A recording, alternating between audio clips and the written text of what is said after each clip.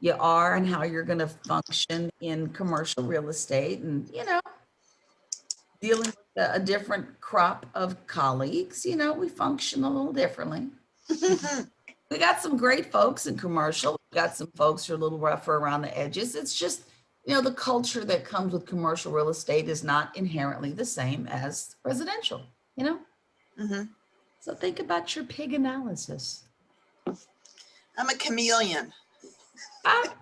Wait, who's our friend who drew 3 pigs on like every section of the page, 3 different sizes, like all that went out the window. So, oh, wow. That's abstract global.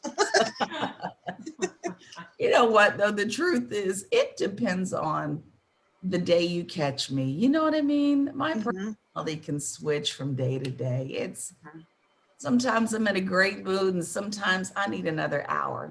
Yeah. So you never know. How are we looking at the check-in? The numbers are looking better. We did What do we get have? extra credit for that pig, right? Did we get extra credit for that? For the pig? I might be able to sneak a little something in there. See if I get that considered a transaction. I might be able to do something. Hey, Miss, so I just got off the phone with John. Never mind. I don't want mine graded. Yes, Ronnie. So he's saying that if they can make up the session by watching a recorded version of that same amount and still potentially take the test. So I don't know if John is here, I have to call her, but if she was to log in with me personally, just me and her from say 7:30 to 8:30, or even today during lunch, if she wanted to stay during lunch and I set up a session for just me and her so she can watch the hour she misses, that would work. I am recording now, but it wouldn't be available until after today. See, and I'm recording as well, so I don't know. Oh, you're recording? Yeah. Gotcha. So, okay. So maybe tomorrow I'll have her stay during lunch tomorrow, so then we'll have the recorded version.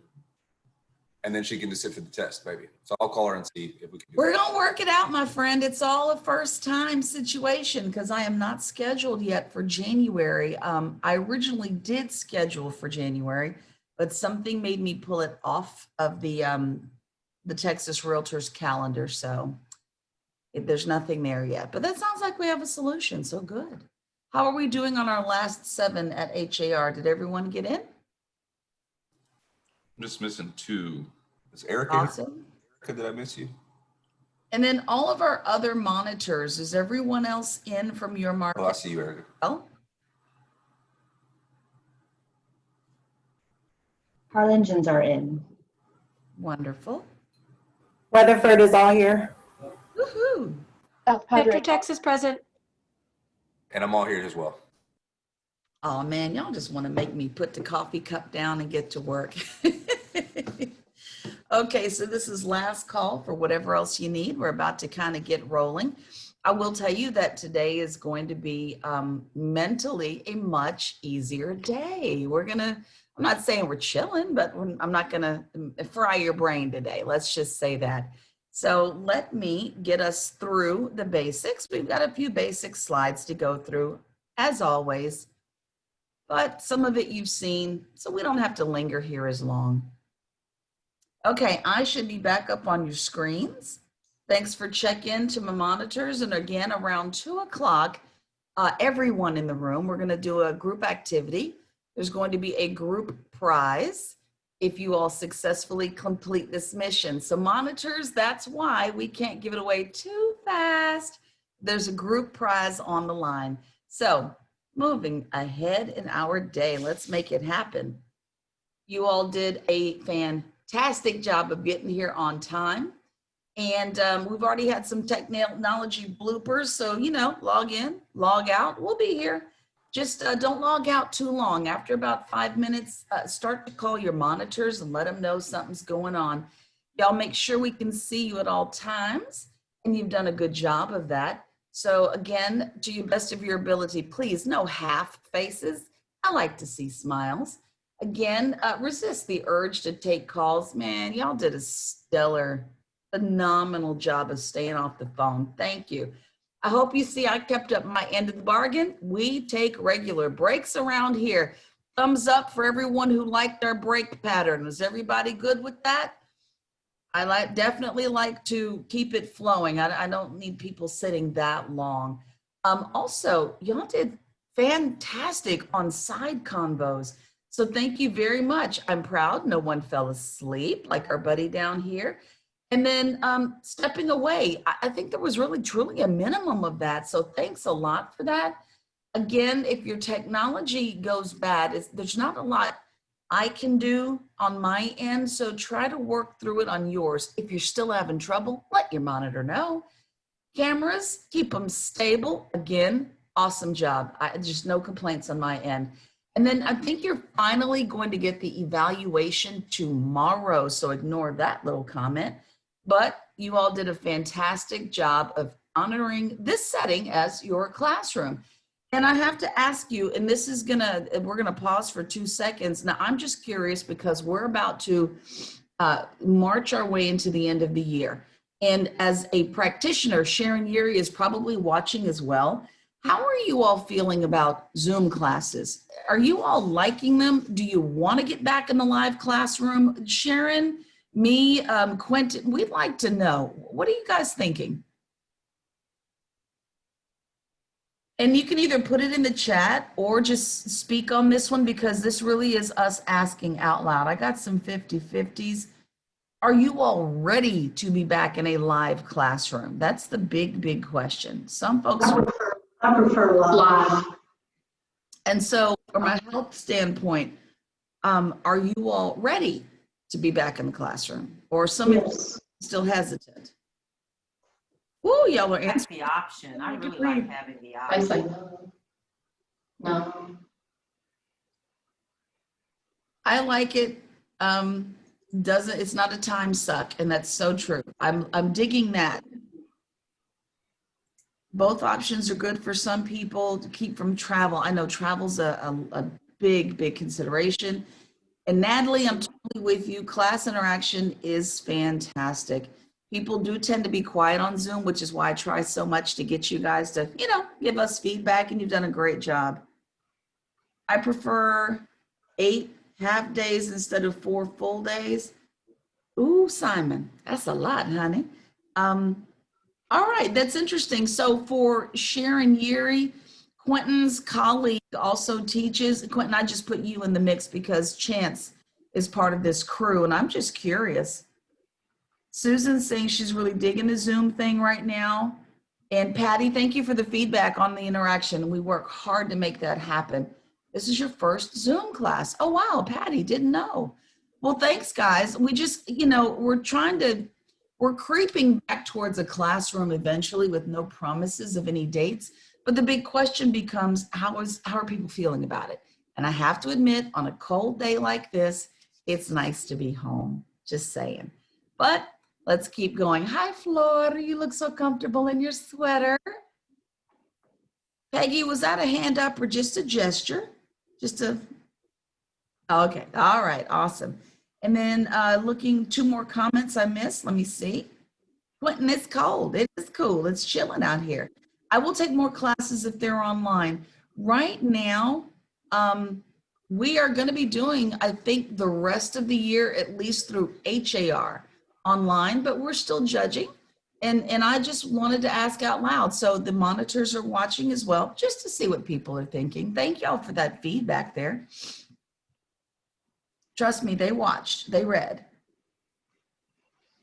Hybrid classes, I've done the hybrid classes, and those are interesting because, and I'll tell y'all guys, what Rick is talking about is when you've got half the people in the room and half the people on chat. The big complaint about those classes is when you're in the room with us, we're talking to you. And when there's a camera in the room with live people, camera tends to be up there. And the complaint is for those of us who have to watch us on Zoom, we tend not to look directly at you. And the complaint has been you all feel like we leave you out when we teach live folks at the same time. So that's a teacher thing, but we'll get there. So, all right, for the 15th time on my part, back to the slides. Here we go. So one more time, just because I am obligated to say so, no zooming and driving, please. And We didn't have that problem last time. It is Texas law. We're going to have to slide you back out if we catch you on the Zoom call in a car. We'll do it. We put someone on mute. The goal is definitely not to embarrass anyone, but we'll quietly put you out.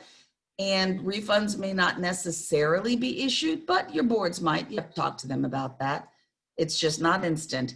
All right, we got group agreement, and kudos to you guys for this. You all always started here. Very few of you did this after lunch, even though a couple of you were leaning on it. You were leaning towards it. So you didn't do too bad at all. Great class contribution, loved it. And there really were not very many of those at all. As a matter of fact, I really can't say anybody was a chatty Kathy. So you guys pretty much rock.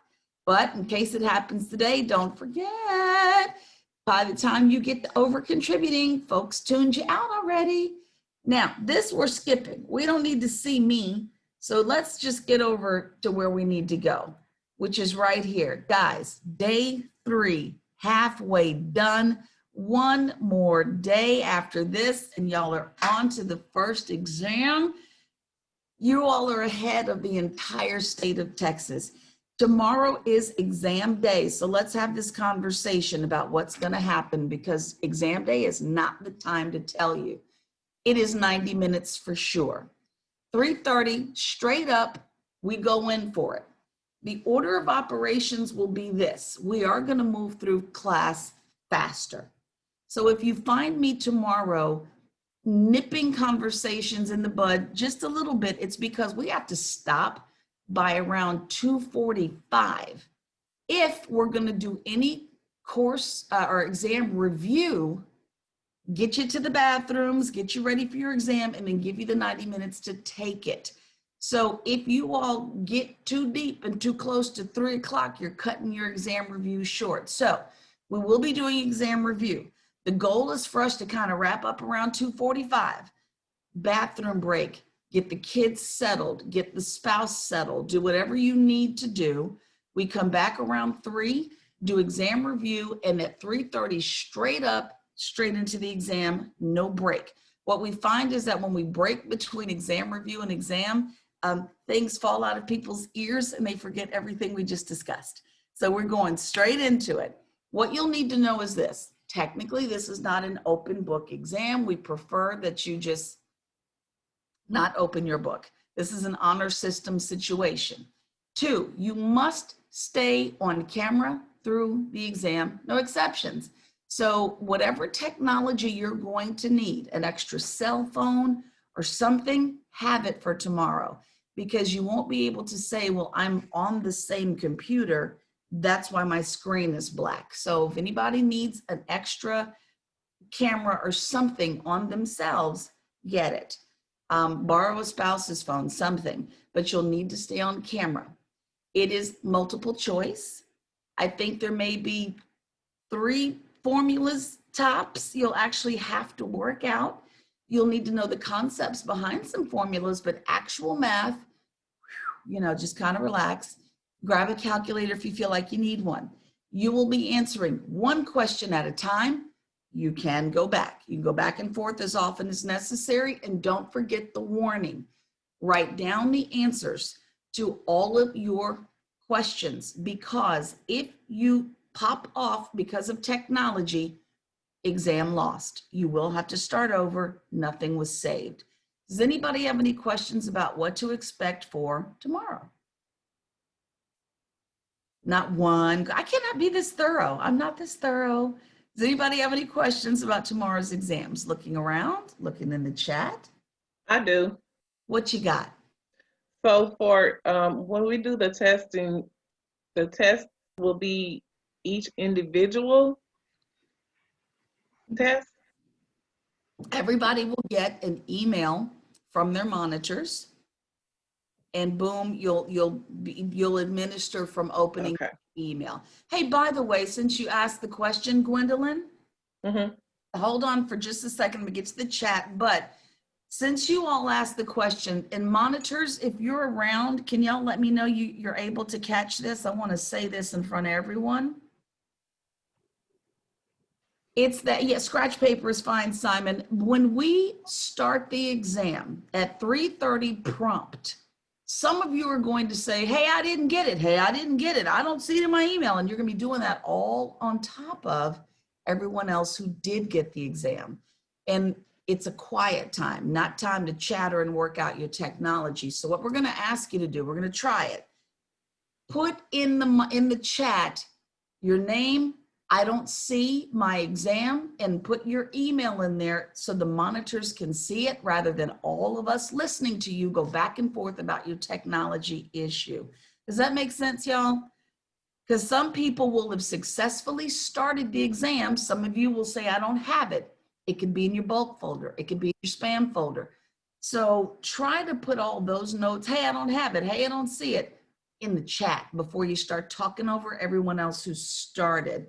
What happens if we don't pass the test? Is there a retake? There will be a retake. The question I don't have answered for you is, do you need to retake these classes? It's a very good question. So it's the first one of the day on the list. So let me at least ask. If a monitor has an answer for that, please say something now. Let me just ask. Other questions? Why would we need another computer? Joe, we need to see you. And some people are doing this on one computer, and by taking the exam, it blocks the camera. And we can't have the camera blocked. We must see you at all times. So you may need to grab a phone so that you can log in through the phone and we can see you. Does that make sense, Joe? We need to see you. It's your technology. We don't know what yours will do. But if your screen, take a look at our monitors, they've blacked out. Now that was by choice, but when you go take the exam, it may do that to your camera. It may disengage your camera. And if it does, we're going to need to see you. So you may need to log in through a cell phone or something, only if it happens to you. Just be ready for the possibility. So you don't need one. You won't know until you know. So exam failure, we're going to find out what happens through that one. Any other questions? Do you get a break during the 90 minutes? of the No, it test? should be an uninterrupted 90 minutes, just like it would be in the classroom. But we'll take that break at 2:45. That's that moment for you to, go to the ladies' or men's room, grab a snack if you need it, get the children settled, make last phone calls, tell spouses, hey, give me a moment because I really can't talk to you during this during this exam, because we need you uninterrupted. Good. Anything else? Anybody else? How many questions? Did you say 90 questions? 60 questions. I might have accidentally said 90. 60 questions, 90 minutes. 60 questions, 90 minutes. Thank you. No worries. Anything else I can tell you guys to kind of take the uncertain off of your mind? Anything else I can tell you? Is it still 3 to 5 days for test results to come back? I think it is. It should be less than a week. If you don't see it, call the board and let them know you don't see your results. And again, always check your chat.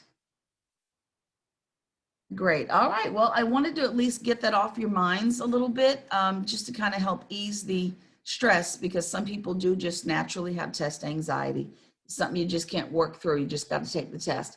So expectations for today. Today is a financing and money concept day, not so much a formula day. Also, there's going to be the occasional formula, but not many. Nothing heavy today. No multi-tiered, massive 6-slide formulas today. The exam is going to be administered tomorrow, so we're going to do a little bit more exam review than usual. And thanks again for respecting everyone's individual rate of learning. That's not the easiest thing to do when different people are at different phases of understanding. So thank y'all so much for that. Also, don't forget, ask the questions that you're going to need to ask. But why don't we get started with a few minutes of exam review, and we're going to come back and even do more exam review. So y'all ready for that? Let's just go ahead and dig in. Let's just get her done. Let me put my omelet away. It looks so good. I'd really like to be eating my omelet right now. I'm going to turn this light off because it's blinding me. 49, and I have a cataract already. That light is killing me. I'm telling you, I can't even see with the lights on. All right, so let's, if you'd like to open your mics, you certainly can, or if you want to put it in the chat, you can, and I'm going to drop that slide. Here we go. So let's look at it. Let's go backwards. Let's go backwards. Let's go backwards. Okay. The term internal as part of the phrase internal rate of return. Well, what does that thing mean? Does anybody know off the rip before I give you any choices? What does internal mean?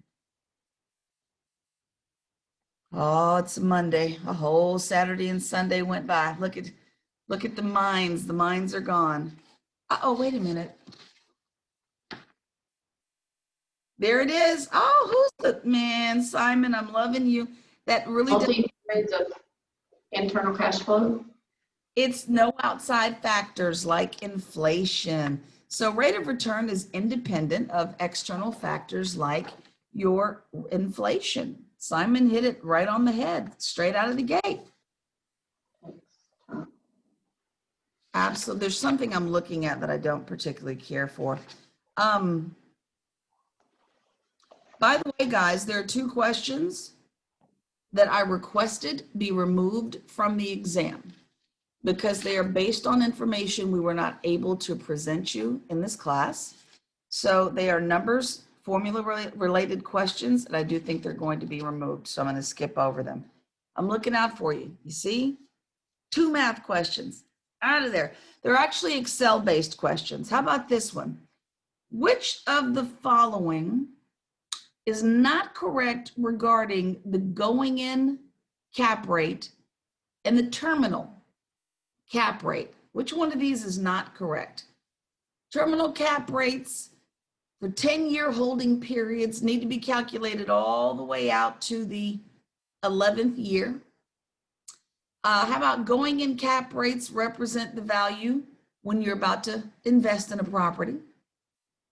Going in cap rates represent current NOIs, and terminal cap rates represent the estimated property value at the end of the holding period. Which one of those things was not true?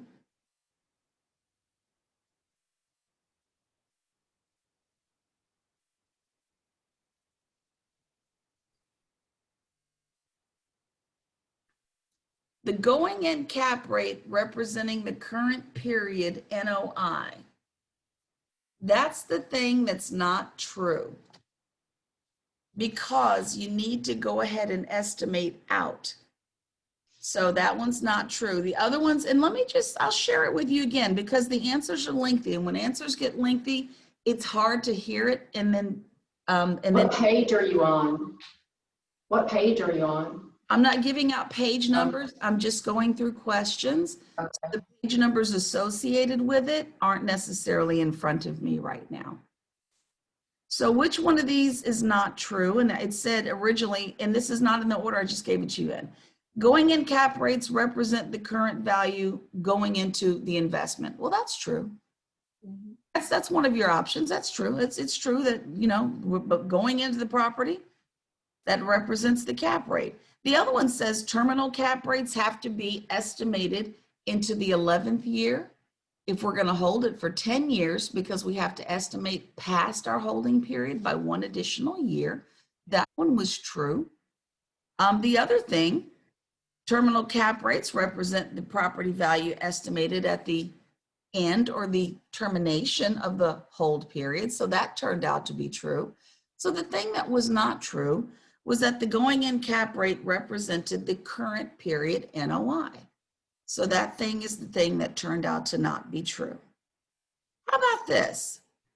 The terminal cap rate, that's the thing at the end of the holding period, can be calculated by doing what? What things can we do? Do y'all remember what we can do to the formula?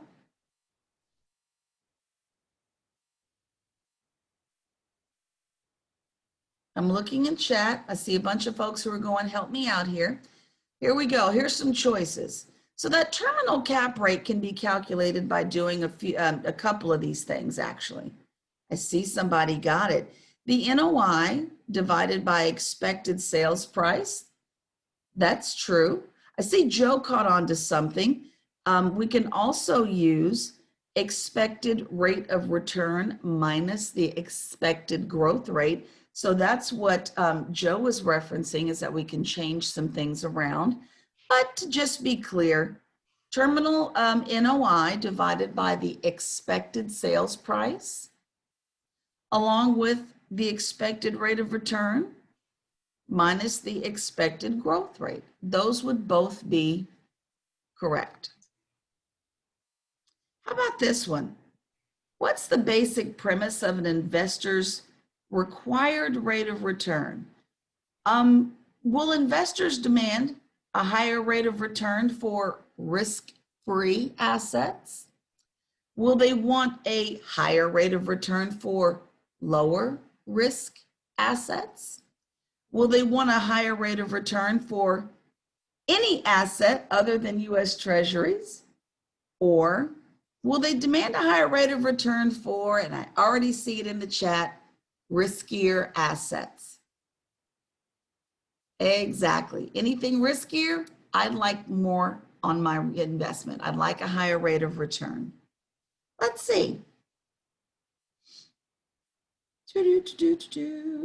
When should, and I'm going to read it the way it's written so that you get used to me not giving you full definitions. And you might want to write this one down.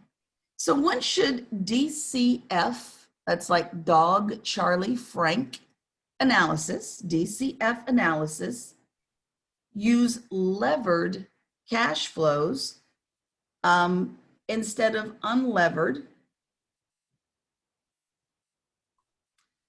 That's going to sound real weird when you actually see the question. So when should DCF analysis use levered net cash flows instead of unlevered?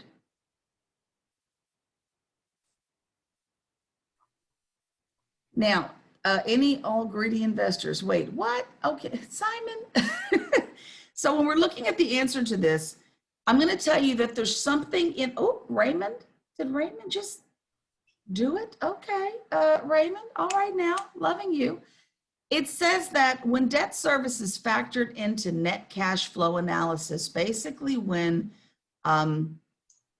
there is financing. So when debt service is factored into net cash flow analysis, that's when DCF analysis should use levered net cash flows instead of unlevered. You're doing an analysis. And then other considerations for that response, for that answer, is only when positive leverage is a factor, when neutral leverage was a factor, when negative leverage was a factor. Turns out none of those were correct. It's when debt service is factored into your net cash flow analysis. So let's keep going. It's hard. This is why we got to do extra review. It gets hard after a weekend. Let's try this very simple formula. If the terminal cap rate is 8% and the expected NOI at the end of the holding period is $150,000, what's the expected sales price at the end of the holding period? I switched up your numbers on you. If the terminal cap rate is 8% and the expected NOI at the end of the holding period is $150,000. Hey, Martin, I got your notation there and I get it, but we can't. Not this way. No, sir, unfortunately. Hey, somebody did get that answer correct. I see Raymond was all over it. Sharon, you're close. You're off by a 0, but that just may be a slip of your finger. Miguel, you definitely got it. The Charro, I see you got it. I just like saying your name. Patty Lynch, I see you in the cut. Yes, ma'am, you got it. Again, you all would have divided the 150,000 by that 8%, and that's how you would have come up with your number. Patty, you also are off by one little zero, but that could just be a slip of your finger there. So you're going to divide your NOI at the end of the holding period by the terminal cap rate, and that's how you would have gotten your number. That's okay. We see your zero there. We know you meant it. All right, how about this one? Discount rate is what? What is the discount rate? Does anybody remember just finishing the definition to what it is? It incorporates something. I'll give you that clue. What does the discount rate incorporate? Does everybody remember just two little words? It incorporates risk premium. Discount rates incorporate risk premium.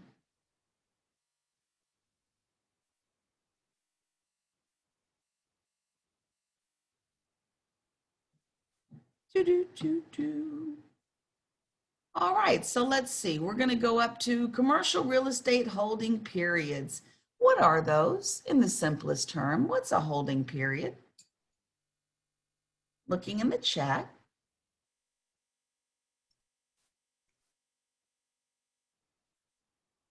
There you go. I'm seeing it from everyone. Anthony Shane. I'm seeing it from Rick, Patty, Michelle. Allison, I think, hit it first. I wish I could give prizes for the first answerer. But how long you intend to own the property? Absolutely. And you're going to need to always know that to do some of these calculations. Which statement is true about debt service? And we're going to talk about this a little later. But which one of these statements is true about debt service? It's subtracted from your net operating income. It can be used to calculate cash flows before taxes. It's the principal and interest payment on the mortgage. Is it none of those, or is it all of those? And we're going to talk about that in a little bit, because some of you struggle with the all of the above response. So we're going to definitely hit that to make that clear to everyone. We're going to do some more exam review when we come back, but guess what? It's 9 o'clock. Take a break. We're going to keep going, and we're going to go nice and easy. See you back here in 10 minutes. And let me respond to my buddy. Martin, I'm going to send you a response, my friend, just privately to you. Can I ask you a question? This is Bobby. Hey, sure. Go ahead. If I can multitask, yes. Okay, the future, getting the future value, I think it's on page 54. In parentheses, the 1 plus R, and then the 10. With How do you the get exponent? that? How do you get that? That's not a multitasking. Hold on. Let me go ahead and respond. Okay. Yeah, that's not a multitasking question. Take your break. I'll be right back. Let me go ahead and get the issue that's in the chat taken care of for you. Isn't something?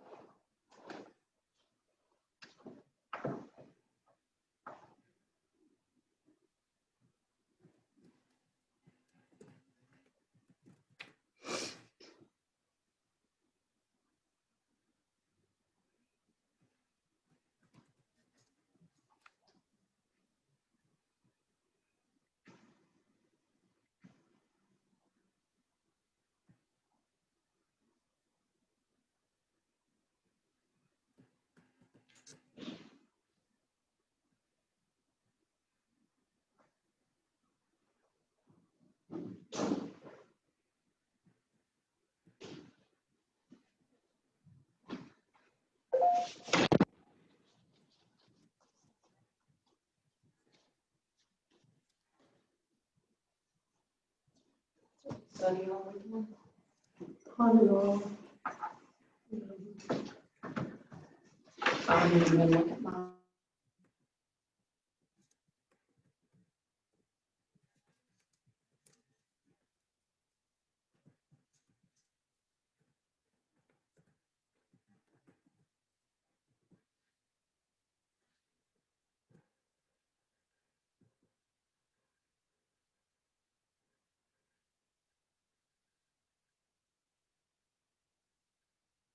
Okay.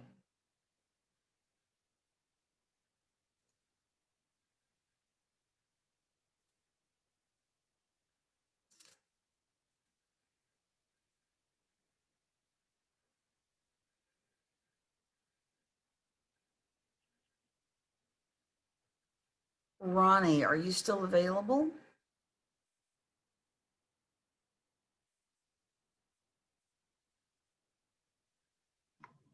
Who did you need? No, looking for Ronnie. Oh. What he came back with John. Let me see if I can. There it is. Yeah, I heard someone kind of halfway call my name. Yes? Okay, let me see if I can call the boss.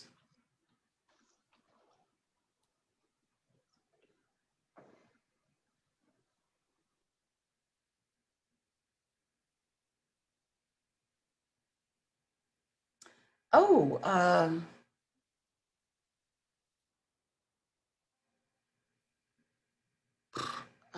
crap.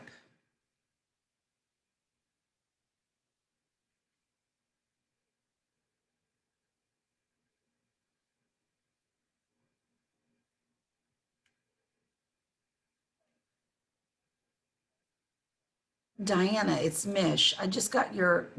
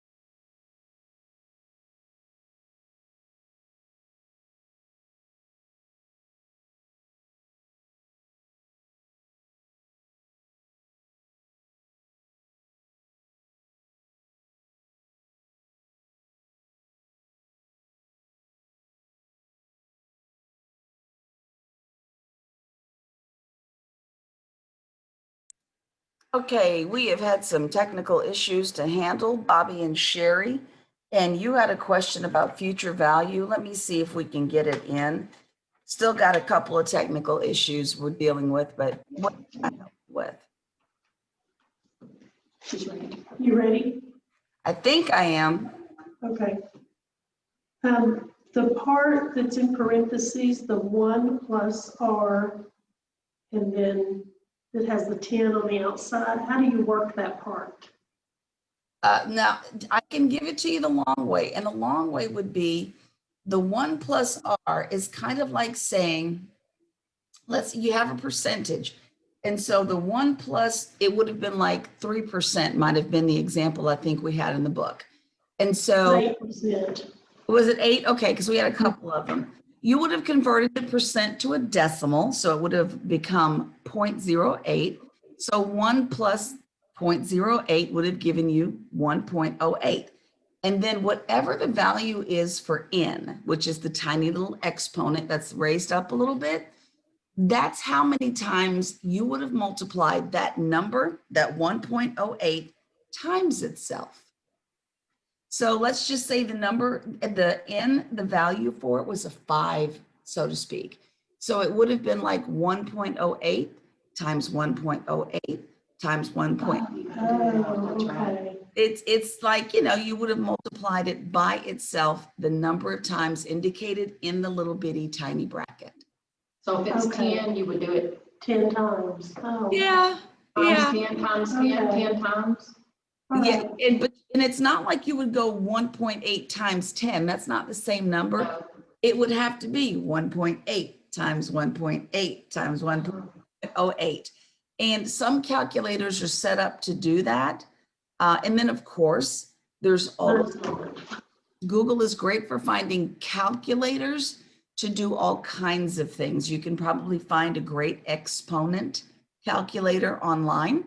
I like to use percentage change calculators online because I don't like the long way, but that's what that indicates. Whatever you got, the 1 point, whatever the value was, and then you use a little tiny exponent number. If it was a 3 in there, 1.08 times 1.08 times 1.08.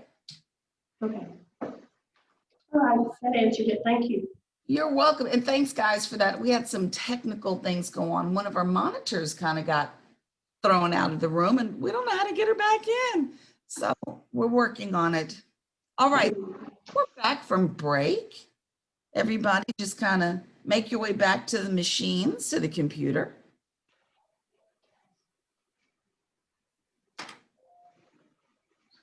And since you asked the question,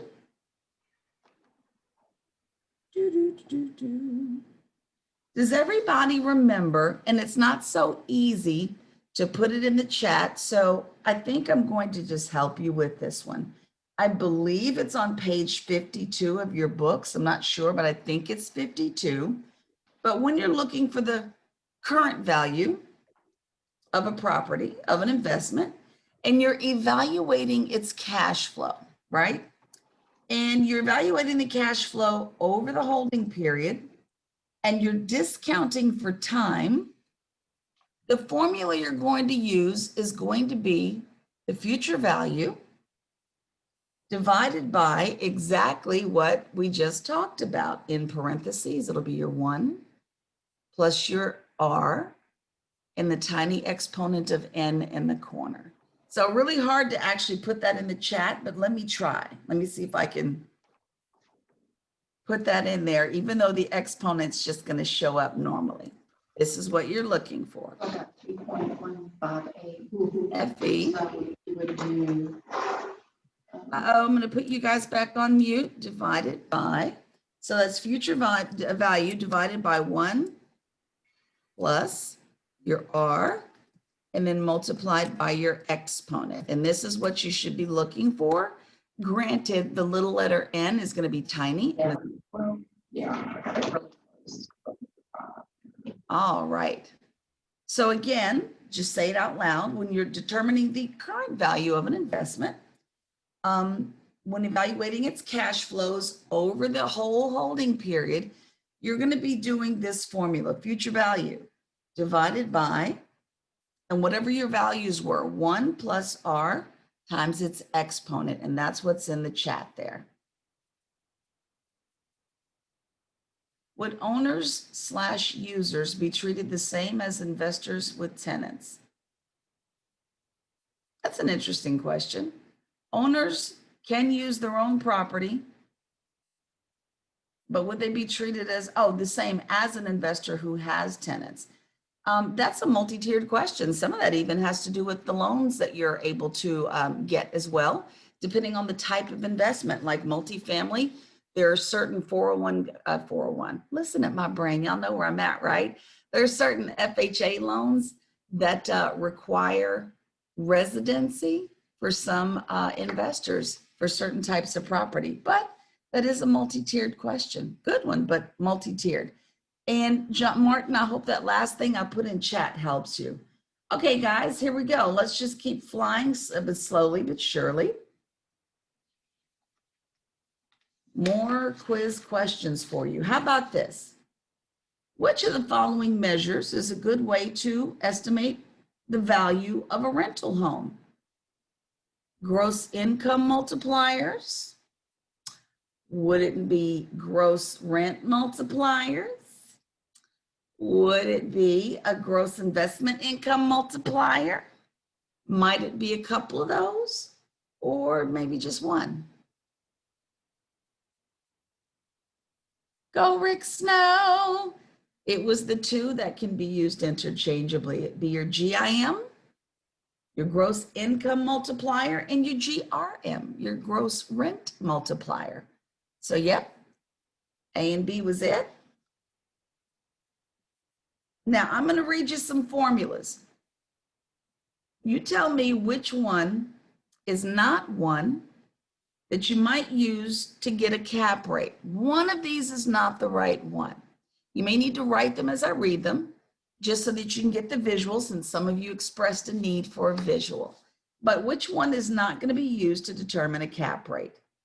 There's the I equal R times V. There is your NOI divided by the current value. There was the EGI minus, and in parentheses, your operating expenses divided by your capital expenses.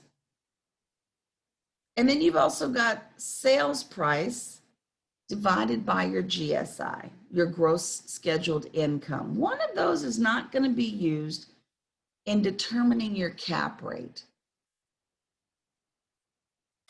It's going to be, and your trigger is going to be the phrase sales price. Sales price divided by your GSI, your gross scheduled income, is not the one you're going to be using.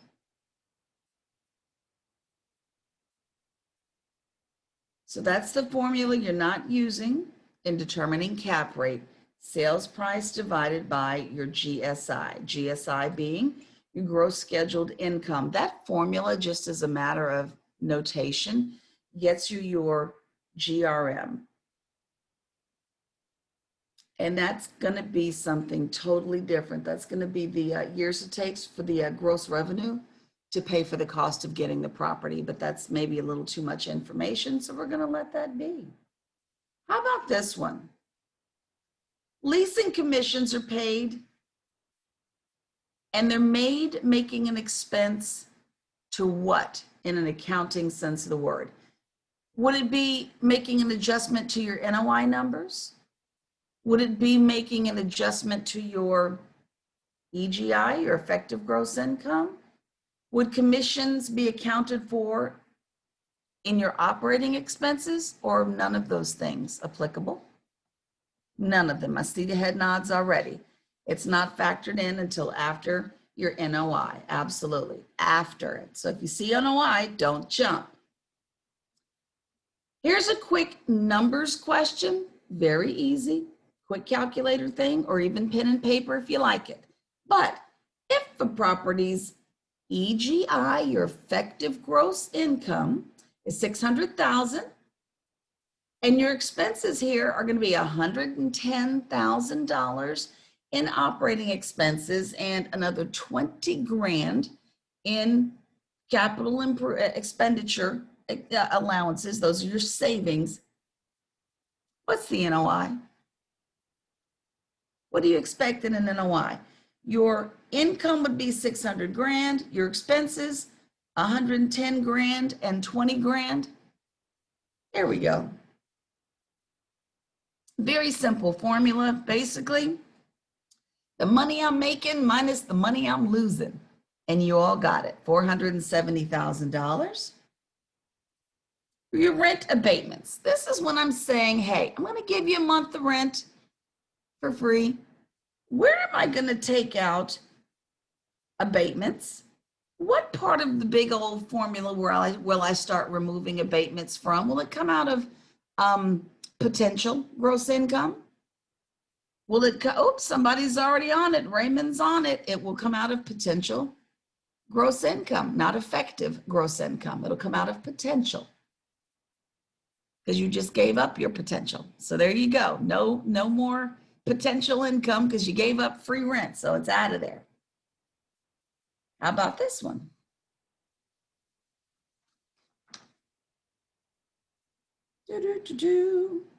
What financial measure describes how well an investment is performing after you account for costs? And I'll give you a clue because there's two interchangeable terms there. Two interchangeable terms. So what financial measure describes how well an investment is performing after you account for how much the thing costs? Good guesses, Raymond? Not quite there. I'll say they both start with the same alphabet, that being an R.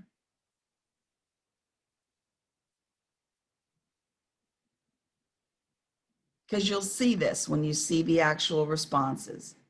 There you go, Joe. Rate of return, return on investment. There you guys go.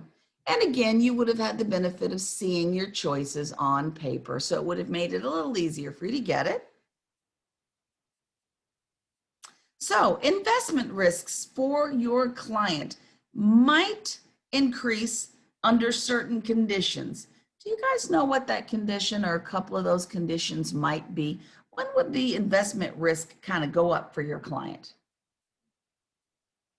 And I'll give you a clue. It's when a certain kind of leverage is created.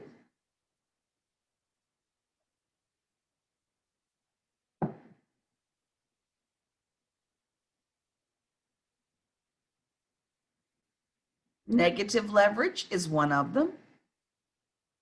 Absolutely. Negative leverage for sure. And the other choice, which is true, is going to be when high leverage ratios exist. When high, and I'll go ahead and repeat for you, Allison.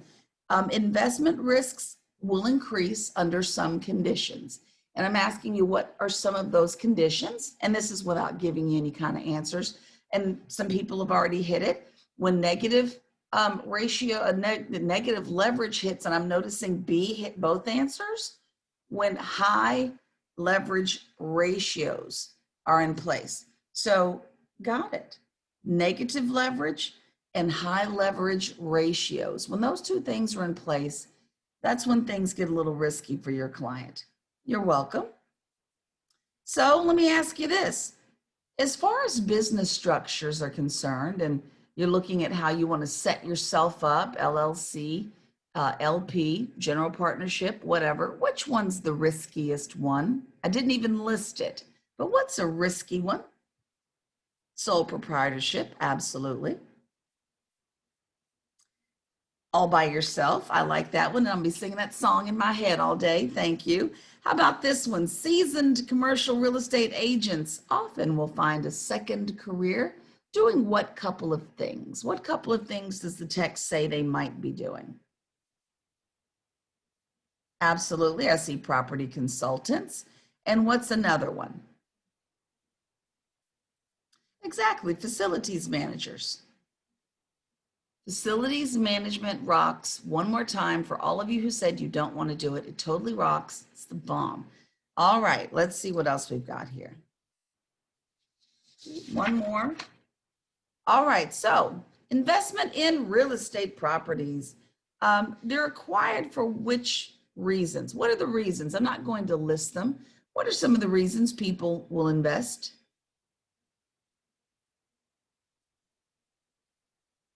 I'm looking for it in the chat. Change that DE to an AP and you got it, Miguel. Appreciation, profit, income from cash flow, absolutely. Tax advantages or tax deductions, but you all definitely hit it on the head. Gwen just says, make money. Let's just call it a day. We're just making money up in here. Absolutely. It's a slow stroll towards money, but definitely making money. Hey, Miguel, we knew where your heart was. You're good there. What's considered, let me see, which of the following types of assets is considered illiquid? Savings deposits, stocks, residential real estate, or commercial real estate? Which one is illiquid?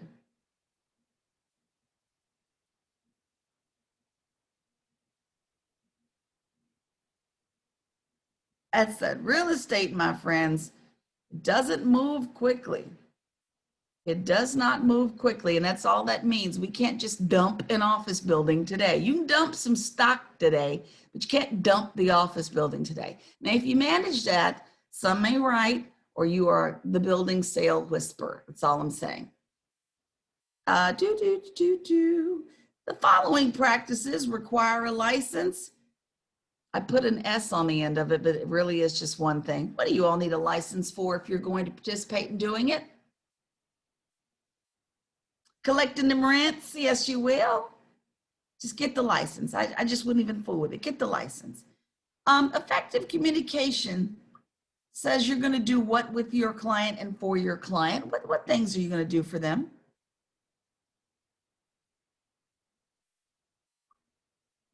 Respect their time. That's so true. Keep their needs a priority. Needs and wants priority. Absolutely. There's something else you all I think we're missing. Let's see. Respect and time, needs and wants. And this is the one y'all kind of slowed up on last time as well. Elizabeth, monitor. Answer is no to your question privately. No, ma'am. She might have gotten popped off. We'll figure out how to get her back in here. There it is, Erica. Costs to own versus lease. Costs to own and operate, not versus lease. Costs to own and operate, but you definitely got the thought started. Costs to own and operated. Give me one moment because this is important. Elizabeth, the monitor, you may need to call John because there's a setting in here that's not allowing people to come back in. Okay, I will give him a call. I know I didn't remove her. Me neither. That's why I was asking you. But I will give him a call and see if we can get her back into the class. I'm not sure what happened. Yeah, she may have just, her own technology may have popped her off, but no removals for me. Everybody's doing great. Okay, thank you. No worries. And then the CCIM Institute, honey, do they do which of the following? Do they award the CCIM designation to qualified people? Yes or no in the chat? Do they offer advanced continuing education and training? Yes or no in the chat? Are they good for networking? Looking at that chat, absolutely. And are they considered one of the most influential commercial real estate organizations in the nation? Absolutely. All those things are true of them. And commercial agents often exclusively represent whom? There are 4 correct answers here. Let's see if you all can get them all in the chat. By name, not group. Who do they represent? Landlords, buyers, sellers, tenants, absolutely, all of them. Okay, so far, you did it all. You've done it out. We're going to do this again. We're going to do this again. But you all needed the refresher after the weekend. The brain cells mine are lost after the weekend. So here we go. You all did fantastically. We'll do it again. Promise you that. Sharing the screen. Up on the screen, there are going to be a lot of things today that are not in your book. You may want to get the cameras ready if you like the extra information. So let's get you there. This one you don't need. We did exam review. We just did it. We already finished our break, but I wanted to show you the picture because I just think it's cute. Don't forget, today is day 3. If you need to chat me, you can chat me. I am trying to do my best to keep my eyeballs on it. You can also text me. Hey, Mashika? Yes. Sorry, I want to give a quick update. So Zoom automatically has started locking meetings. So for future reference to everybody on the call, if you are hosting a Zoom call and you have people that can't get in, if you go to the participants list as a host or co-host, you can unlock the meeting and that will allow people to get back in. So I'm looking, let's do it now, guys. Excuse me, might as well bang this out. Participant list. Well, it says lock. Yeah, it's unlocked currently.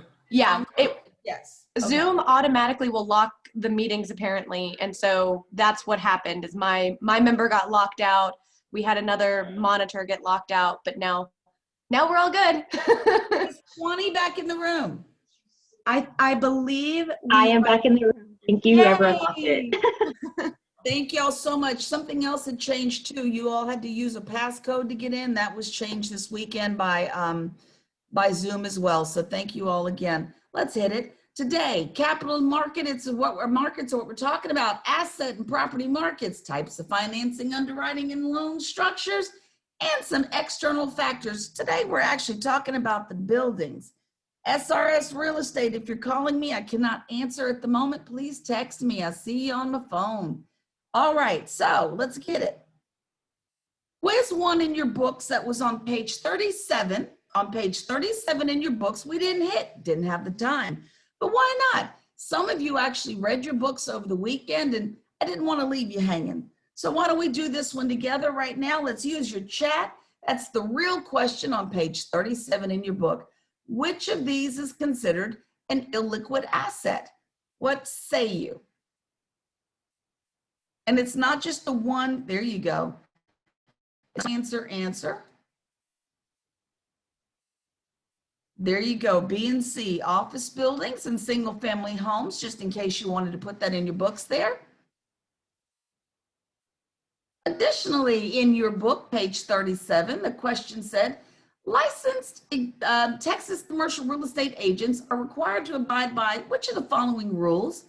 And I made a correction in red because the option for C says 535H. It needed to say 0.4H. So which of these is correct, my friends? I see the correct answer. All of the above are true. You need to abide by the Code of Ethics, TREC Rule 531, as well as TREC Rule 535.4H for property management. And the other quiz question, the advantages of using leverage include which of the following? And this is exactly as it appears in your book. Answers in the chat. Noted, Patty, got it.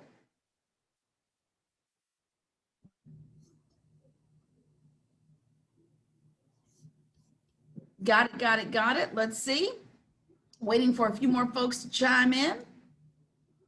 B, it looks like it's C because I waited till the end of the sentence, but it's B. Leverage provides investors with the opportunity to acquire more real estate with less capital required. And D, leverage decreases an investor's risk. Both of them turned out to be true. Yes. On the page before, page 36, it said real estate agents rather than realtors. And it said something about we had to go by the Code of Ethics. Well, the real estate agents, as I understand, don't, and realtors do. That is splitting hairs. Everybody who's in here is a realtor. Yes, we are. Gotcha. Yes, ma'am. Thank you, though. You have to be a realtor to get this certification. That means our brethren who are not members of the Realtors Association need to get on board and get up in here. But I got you. All right. Now we're bumping up to quiz 2, page 68. Give you a moment to get there if you need to get there. They're asking you guys to identify the correct sequence when we're calculating the following measures. Number them 1 through 4. Take a good look at what they're showing you. PGI, NOI, EGI, and capital expense allowances or reserves. So PGI being your potential gross income. Then you've got your net operating income, which is what you're left with after expenses are accounted for. That's a clue. Your effective gross income, your EGI, is what you kind of got left after you remove a few things from your PGI. That's another clue. So what order do you think it goes in? I got a 1, 3, 4, 2. Looking for a couple other folks, but I venture to say folks are waiting on the response. Let me see if I got all this stuff listed correctly. Let's see, we got a 1. Potential gross, that should say income, not allowance. There's your number 2 so far. Matthew is winning. There's your number 3. And Matthew, we're going to talk about this because I know why you answered the way you answered. In our text, this is a reserve and is calculated prior to solving for NOI and 4. So let me say this. Nobody's wrong here. Matthew's not wrong and you guys aren't wrong. And it does lead us into a conversation that we're going to need to have about how people do what they do. So let's talk about capital expenditures and NOI. You all mentioned it. We heard you. We made some changes this weekend. And when I say we, I mean I, to kind of help people understand why certain people do things a certain kind of way. Taryn started bringing this up last week when he says, I do the best I can by putting certain numbers out there. I work with a CPA, and the gentleman who owns the prop or who's making the investments makes their own move. So traditional texts and organizations will say, do include operating expenses when you're looking for your net operating income. And they'll also say, don't include capital expenses or reserves when you're calculating your net operating income. The question would be, why do they say that? And this is a camera, so you might need to take a picture of this because it's not in your text. It's not in your text. But we've got practitioners in the room who do things differently from you guys. We need you to understand why there are 2 schools of thought going on in the room here. So moving forward, consider this. Operating expenses are day-to-day expenses. They're associated with running the property all the time. We do this every month. We do this on the regular. Adversely, capital expenditures are long-term. They're off in the future. They may happen. They may not happen. We're planning for them, but they may not even happen during the holding period. But some people do put them in the calculations when they're removing expenses. But a wise investor, regardless of whether they're going to spend the money for a capital improvement like a roof repair or a roof replacement or an elevator overhaul, is still going to be aware of the need for these repairs, which may or may not happen during the holding period. So we got 2 different things going on. Operating expenses, your OPEX, day-to-day, capital expenses, once in a holding period, or maybe not at all. So here we go. Why are we a house divided in our discussions? And I really did some digging to find something that was really nice and well worded. And so the source is noted down here at the bottom. Understanding net operating income in commercial real estate It was provided by a website called Property Metrics, as old as 2014. And I wanted you to see that old date because it means something. Written by Robert Schmidt, this is part of the article he wrote. And look at what he says. While textbook definitions of NOI usually exclude the reserves from the NOI calculation, in practice, many analysts actually do put them in the NOI, as does the author of the book that you've been given for this class. The author of the book put that in there. Matthew, I really need to see the rest of your face, my friend. You're sinking down to your eyeballs. Thank you, sir. Now, for example, most lenders will include reserves for replacement of stuff into the NOI calculation for determining debt service coverage and the maximum loan amount. They want to know everything you might be spending while you have the building. That's why some people will put it in. And this gentleman's argument is lenders want to see this. Continuing on, he goes, and this is the article, hence the quote marks. This makes sense because lenders need to understand the ability of a property to still, they need to know the property can still generate enough income to service the debt that's pay the loan, which has to take into account the required money needed to also keep that property in competitive condition. That's why some people will include it. Some people do want to see it. And his article goes on to say, to see how much confusion and disagreement there is on this. He says, take a look at the various answers you're going to see on this LinkedIn thread. Now, take a picture of the link and let me give you the warning. This is from 2014. If the link is active, fantastic. If it's not, I don't know yet, because even I, in my, need to have a weekend, have not checked that link, but I needed you to catch what he's saying. Some lenders may want you to account for capital expenditures. Some investors go older school, traditional, and don't want to do it. I also want you to remember that when I first mentioned capital expenditures, I only said it once, but old school says that anything over 50,000 was a capital expenditure. But today I've seen people put things that only cost 20,000 in that line item. So they're abandoning the numbers that used to go with this expense. Things change. Different investors, different methods. So now I'd like to open it up to my Anthonys, my Matthews, my Tarrans. Do you all know for sure what your clients do like to do and why? In terms of capital? I find most of them want to put some type of reserves in all their calculations because they know that expenses are going to be there long term. But the biggest thing is when you buy or sell, knowing what happens with those reserves. A lot of times people will leave that out. You're thinking you're buying it with reserves, and they pull that cash out as more cash in their pocket when they sell. So you got to really watch what happens with those reserves. Ooh, good knowledge. That was free. You need to charge the people for that one, Taryn. Anthony, Shane, Matthew, any thoughts about, just what you're seeing, what we're talking about? Because Matthew, I have to thank you and give you credit for getting that conversation on the table because of how your clients have been practicing. Any thoughts? I can't see your response, my friend. No?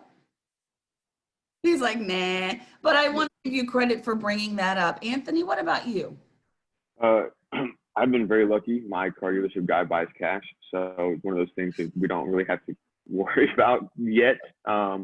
When coming to sell here soon, one of the dealerships, this guy, I thank you, Taryn, for that, for bringing that insight in, because I'm going to bring that to his attention, because that's something that I had never thought about, and the reserve set up for, rainy days, and not all cars sell all the time. So I thanks for that, Taryn. I'm going to have to send you a Venmo link or something for that to give you your $15 or whatever. But no, I think that was valuable. You got to send a little something to Matthew too. It was really his insistence on, doing things a certain way that kind of put this on the table. So what's going to happen in curriculum, is this will work its way back into the first class, just because I think it merits conversation. So everybody give it up to Matthew for that. Little thumbs up, little something. Whoop, whoop, Matthew, thank you. Y'all don't understand. Matthew was chatting me hard. He was like, no, that is not the way we do things. And it really does depend on your clients. So to all of you current investors who are active, even Carolyn, who gives me a lot of head nods, thank you. But this will make its way into the curriculum for future classes. So again, thank y'all so much for the input. Let's keep going though. And anybody who is able to log into LinkedIn, because I ain't gonna lie, I forgot my password, which is why I have not checked that link. Okay, if you check it, please let me know what you find, because that's an old article, but it's still true today. And I like that this was an issue that far back, just to let you know, this has been on the table for a long time. Really cool to have found that. Quiz number 2. Here's another question that was on that quiz on page 68. It said, calculate the effective gross income for the following example. So I'm going to leave if you have your books open, you can see it, but we are going to work this out together. So let me give you a few seconds to see if you can calculate it, because it's really simple. I'll give you a few moments in the chat. See if you can work it out. This is kind of how it would feel on the exam. I'll even give you a hint. The effective gross income is what you have left after you've calculated for your potential gross income, potential being everything I could earn if it was all perfectly leased up.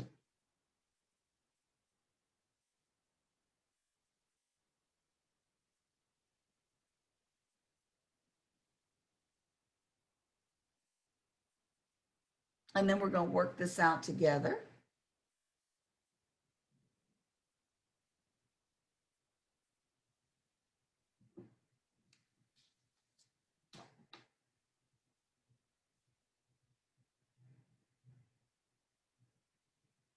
All right, let's do it together. Let's kind of motor through this. First, you needed to find that potential gross income. We had 10 tenants, each paying $1,500 a month. And so it would have been $15,000 a month in rent. Then you needed to go look at that other source income. That was your OI when we were looking at those formulas. So 5 other tenants were paying another $100 a month in parking fees. That would have gotten you another $500 in other income.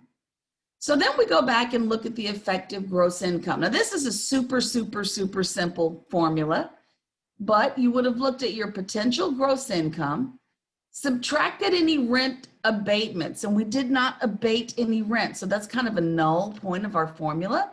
Then we're going to add in any money we made on other income, and then we're going to subtract for vacancy and people who failed to pay rent, and we're going to get our effective gross income. So here we go. That $15,000, we're going to subtract, well, it turns out we didn't have any rent abatements. We're going to add in the $500 for those, I think it wasn't a parking fee. It might have even been a bike fee. I don't know what it was. I just forgot. And because we didn't account for any vacancy or failure to pay rent, the formula was super simple.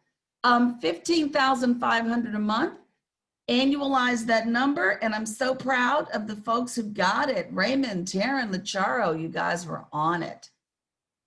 Take a picture of this if you'd like it, because it's not written in your book at all. If you feel like you like the steps, you want to see the steps, just take that photo. If you feel like you need it, I see some cameras out. And again, my fast movers, thank you for accommodating our first-time learners. I do appreciate you guys. And one more. So take a look at the group activity required here. We're supposed to be page 68. We're supposed to be calculating some expenses here. What did I do with my question? I think I lost my question. So we're supposed to be looking at NOI, I believe, net operating income for this one. What I've done is I've gone ahead and multiplied some things and divided some things for you. Let me put this up here for you. You were supposed to be getting your net operating income. Just want to make it easy. So these expenses were monthly. I went ahead and multiplied all your numbers by 12 for you. So your 2,000 is 24,000.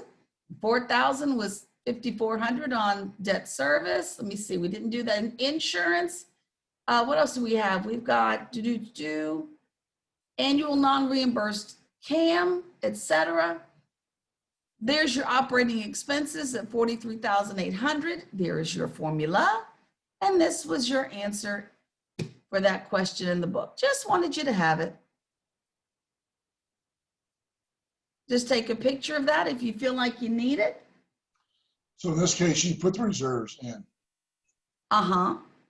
And look, Matthew took them out. I mean, come on. We got a couple of different answers here, right, Matthew? You could have done it both ways. And this is one of the things I get to go back and report to Texas Realtors is, different strokes, different folks.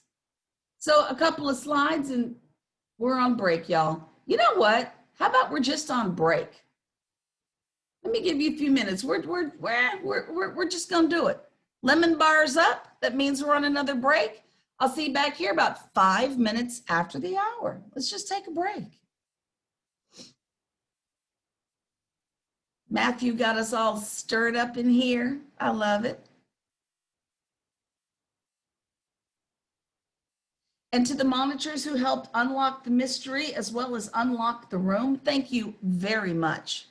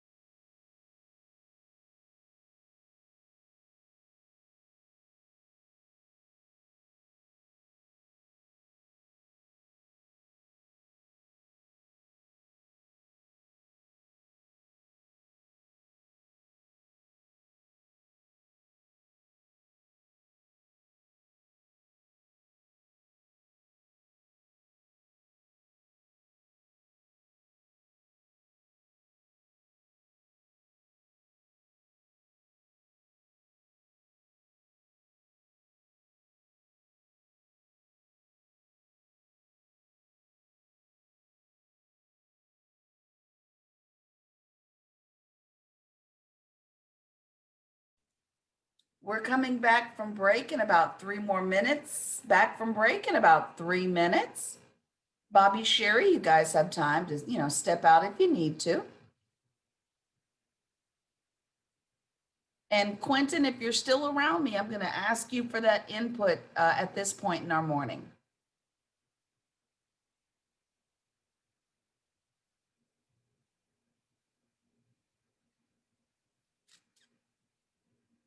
Oh, I like Gail's picture.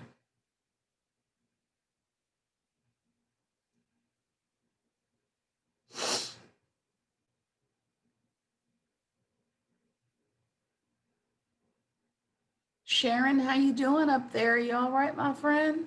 Amazing.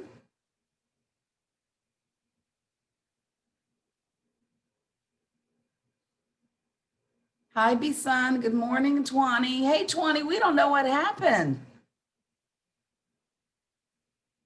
I didn't put you out, my friend. I didn't even recognize that you disappeared on us. I know I kept trying to get back in and because I had lost connection. I'm out in the country and it's kind of hard to get internet connection. And then so when I got kicked out, I couldn't come back in. Lord, we just found out about all these Zoom changes, literally, that occurred over the weekend that I wasn't even aware of. Because I looked this morning, I said, passcode. When did we start that? So I was a little surprised, even at the passcode.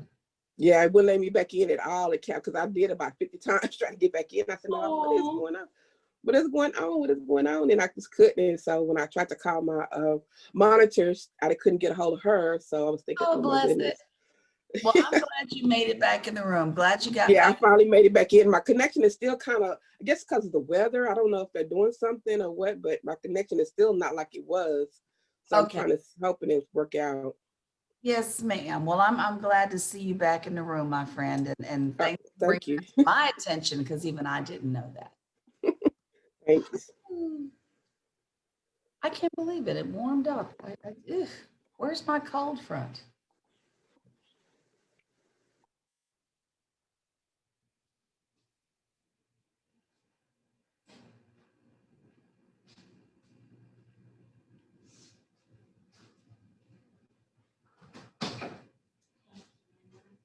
Hi, honey.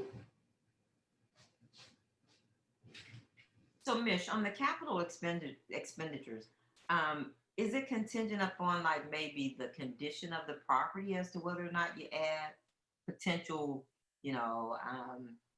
driveway improvements on the roof or, that sort of thing? Or is it just something you add anyway? Well, and that was the whole point of kind of where we came from. Do you put it in or do you not? But it is all about extending the life and the usability of the property. That's why I keep referencing big things like the elevators. I can't get to the 5th floor. I can't use the building, I need a new roof. It's just been leaking like a son of a gun. I've got to replace plumbing on the entire floor because there are too many pinholes.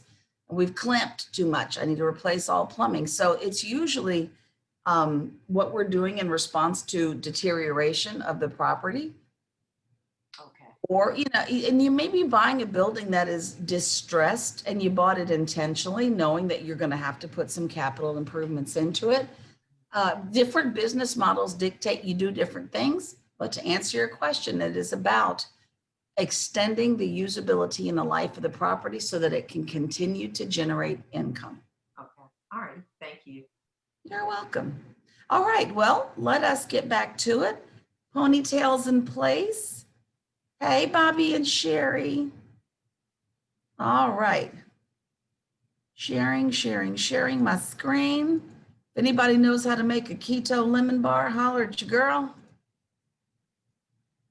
All right. And actually, I shouldn't have shared the screen. Quentin, this was the moment when I wanted to kind of get you and get your input, because we had a quick chat over the weekend and Quentin was sharing his thoughts about your text. Can you kind of share with everyone what you found out this weekend? Well, actually, I read through it, read through the book, like all the way, the whole thing, even the appendices or whatever. I actually liked it. It helped kind of explain things, and kind of the slides and things in your presentation, how you're showing things, it definitely supplements the book. And so it's just it's definitely helped me, because I'm not like, a math person. I was a music major. I mean, I can write you a symphony based on math, but I can't do this type of stuff. So, or it's difficult. I can, but it's just difficult. And I've just been, I don't know, I like the supplementation with the text. So in the book I mentioned before, guys, the book looks very tedious. It's actually not a bad read. It's kind of gripping. I mean, if you bother to just sit down and read it, it's not a bad read, and it really does walk you through the things that I unfortunately have to go through in 1 or 2 slides. So I was just really happy to hear someone, took some time to sit down and read it. And if you just find yourself needing to go back and get that information, it's there. The text is really actually well written. So thanks, Quentin, for reading. Did anybody else read over the weekend? I'm just curious. Susan, what was your experience with the text? I mean, did you, because we do need to know this. So how was it for you? Well, this was all new for me. And so Monday and Tuesday kind of were like, whoa, that was information overload. And I was just taking pictures and remembering how to write with my hands and not text. And so all day yesterday, I just reread from page 1, and I got up to, I guess, about almost like page 49. It just really went over everything, and just, it's a good, yeah, you're saying it's a good read, especially for a beginner, a newbie. I could see where it's something I could go back and use as a reference, time and time again. Absolutely. So for those of you who are feeling overwhelmed, try not to let that be your experience here. I have moments, unfortunately, to show you things, and the book is there to get you through it when you need to actually put into practice what you're learning. This is exposure to these concepts. And I believe this is more about why this is a certification rather than a designation, but it does expose you to, oh, I didn't realize I need that. Susan hears something from an investor, at least she doesn't sit there and go, Susan can go, yes, of course, yeah, okay.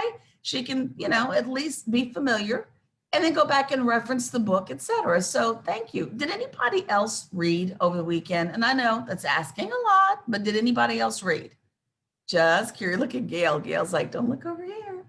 Well, just FYI, guys, the book is a really good book to keep with you. Don't ever toss it. If you can, print that bad boy out. So here we go. Where we would have been had we, there we go. So we're looking at capital markets. And don't forget everything that you're going to see in turquoise, which is coming up on the next slide. Those are relative to today's exam review. So in the most general terms, a capital market is part of the financial system, just the American financial system that involves raising funds by dealing in long-term investments. One of those things can be real estate. And you can consider it this way. It's the market where investment instruments like bonds and equities and mortgages are traded between sellers and buyers. Again, that's the capital market. By the way, I think I got every page number correct at the top of my slides. Ha! Y'all catch one, I'm gonna just be on the floor. I think I got them all right. Here we go. So capital markets, please take a note of what you see in turquoise, can either be public or they can be private. Common public markets include stocks and bonds. Think publicly traded on the stock market. Private markets can include bank loans and private equity funds. And the difference between the public and private markets is that private markets lack liquidity, meaning you can move a stock pretty doggone quickly. We can sell it today. You may not be able to do that as quickly with private markets. So don't forget, and we've said it a million times before, commercial real estate, this market is considered a private, illiquid market. In this little grid, and I don't think it's in your book, there's some examples of liquid versus illiquid assets. So there you go. Illiquidity, one more time. This is an earlier part of your exam, but I thought I'd put it back on the table. An illiquid investment is one you can't quickly sell or that you need to sell at deep, deep discounts relative to market value if you really need to move it fast. The benefit of illiquidity, though, is the asset tends not to be volatile, meaning its worth does not jump up and down. It tends to be stable over time. So that's the benefit of it. We are not breaking again. Here we go. So the book starts to go into equity assets, and we're going to go somewhere else shortly with this, but it starts to just talk about terms like equity assets. So in finance, equity is ownership of an asset that may have some debts or other liabilities attached to it. That's kind of like a house. In an investment context, equity refers to your ownership interest. So there's a formula there for you. Equity equals your assets minus any liabilities associated with the asset. But there's more than one way to view assets. So we're going to take a quick look at how the book kind of separates some of these concepts. There we go. So we've got debt assets and we've got equity assets. Now this is something that's got a little camera on it because we've got our skilled people in the room as well. And we just need to make sure we're not skipping over some things that are of value. So some investors lend money to other investors for the earnings. And that's considered a debt asset because it's a claim to future cash flow. And you'd better hope that sucker cash flows in the future. So it's a debt asset. So then there's the equity asset, the other side here. On the other hand, owners of commercial real estate properties might borrow capital to increase their leveraged position in the property. Commercial properties are considered equity assets because it's a claim to net cash flow after debt service. So one is talking about future cash flows. That's why it's a debt asset. It hadn't paid off yet. So you may see them both, Michelle, you never know. My friend Michelle Montgomery. There you go. Thank you, my friend. So this is the difference between the two in case it became something of interest to you all.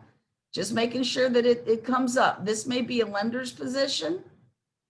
This is how the borrower may see the asset. And the lender could be a private person. It doesn't have to be like a lender. Now, availability of capital and credit. Commercial real estate loans are less prevalent than residential ones. Hands down, that's the truth. Sources, though, are aplenty. Lots of places where you can get money. One of those places is not me. I'm not wealthy, but look at the list. You can go to banks. You can go to real estate investment trusts. There are pension funds that also invest in capital. Insurance companies, private equity funds, and the one thing that even shocked me, crowdfunding, to actually purchase an asset. Does anybody know anybody who has crowdfunded a purchase? Anybody? I'm looking around the room because if you can crowdfund an investment, I'm about to be down for it. Has anybody seen this here? Taryn? No? I've heard of it and I've heard people talk about it, but I've never actually been with somebody that actually did it. But yeah. I'm dying here. I'm absolutely. You can crowdfund about anything. Guys, I'm going to set up a crowdfund in a moment because Mish just, well, I'd like a new car. So if you wouldn't mind donating to my cause, that'd be great. People are crowdfunding for everything. But if any of you, and I'm talking from now until the end of time, ever see one of those, call me back so I can put that in the classroom. That would blow my mind. I'm going to see what they bought and everything. So take a look at the highlight here in turquoise. Your book starts to creep into something I'm always fascinated by, the commercial mortgage-backed securities. This thing fascinates me to no end. These are simply shares of a commercial loan that are sold to investors. And these investors are not necessarily investors in real estate, like I'm buying a building. We're just talking about people who invest their money to get a return on it. So CMBSs, commercial mortgage-backed securities. This requires a picture. This is how they work. This is the most general set of terms I can find to break this sucker down for you. But a bank is going to lend somebody some money to buy a property. This can be residential, but in this case, we're talking commercial. And the bank is going to collect monthly payments on the loan. Great. But this particular loan, along with 999 other loans for a total of 1,000 loans, are grouped up and sold to a larger banking institution. And that is put together in a package called a CMBS. So this larger banking institution is buying it from the smaller one that made the original loan. The larger institution is buying the loans and they're paying for the principal and the interest. So in effect, the smaller bank that made the loan got its money back, and they got it back fast because they packaged up all these loans and sold it. But then the larger bank issues shares in these CMBSs, and the shares are called tranches. Some people tranches, I don't know, depending on how French you're feeling. But tranches, we discussed earlier, means slices in French. So you knock your socks off. If you're a target person, and I guess this is the tranche, I don't know, pick a word and go with it. But investors who buy them ultimately collect the dividends that come in the form of the monthly mortgage payments plus the interest. It's an interesting phenomenon that I'm going to invest in real estate indirectly by buying a share of this packaged up mortgage. Let's keep going though. This is the weirdest thing. The key here to a profitable CMBS is for lenders to make qualified loans in the first place. That's the smaller group of folk. You need to make loans to people who are going to pay them. So you start to see the problem when we start making loans to people who are not qualified to pay them. We start having an effect in the capital market. What we do on the ground, selling houses and buildings, impacts America, and I mean period, in a massive way. Let's keep going. As long as the loans are being paid on time and in full, principal and interest, the money invested in a bond, for example, will pay its return because we got it back when the mortgage was paid on time. Looking for cameras. Okay, we're moving on. Cameras are still up. Give me just a moment because this is not in your book. All right. Interesting viewpoint though. When an investor buys a mortgage-backed security, whether it's through residential mortgages or commercial mortgages, she is essentially lending money to home buyers or commercial property buyers without getting directly involved in the lending process. Do you kind of see how that's a reality? You're putting money in the pool without necessarily attaching yourself to an asset.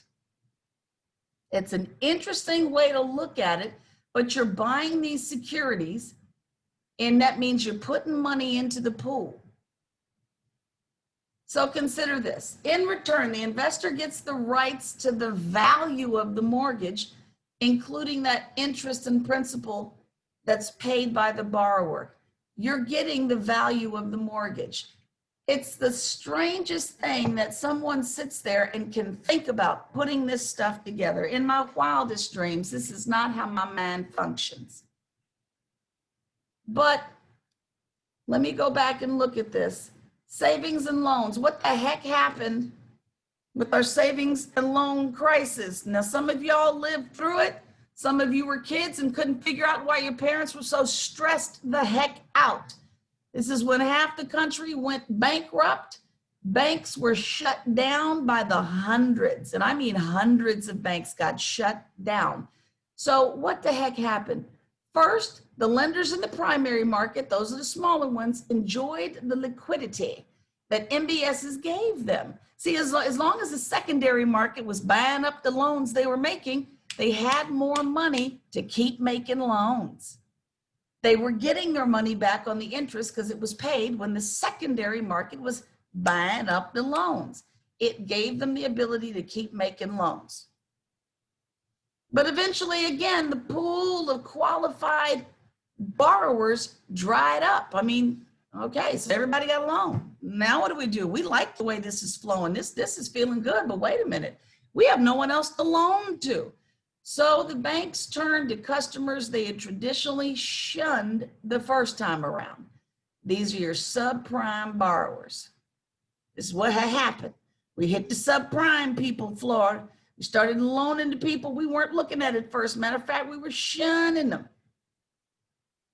So then the no-doc loan was created. Who remembers the no-doc time? Y'all remember that? Oh, the getting was good during the no-doc period. Woo! So that's a type of loan, which it's one of those don't ask, don't tell loans. That's what I like to call them. Don't tell me nothing about your circumstance and I won't ask, and we're going to loan you some money and Lord help me, please pay it back. That's how that worked. It was a please pay me back situation. But the lender did not ask for certain information. The borrower didn't offer it.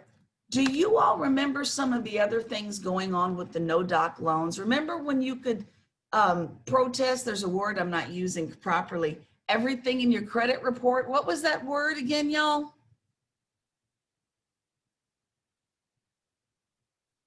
There's a word.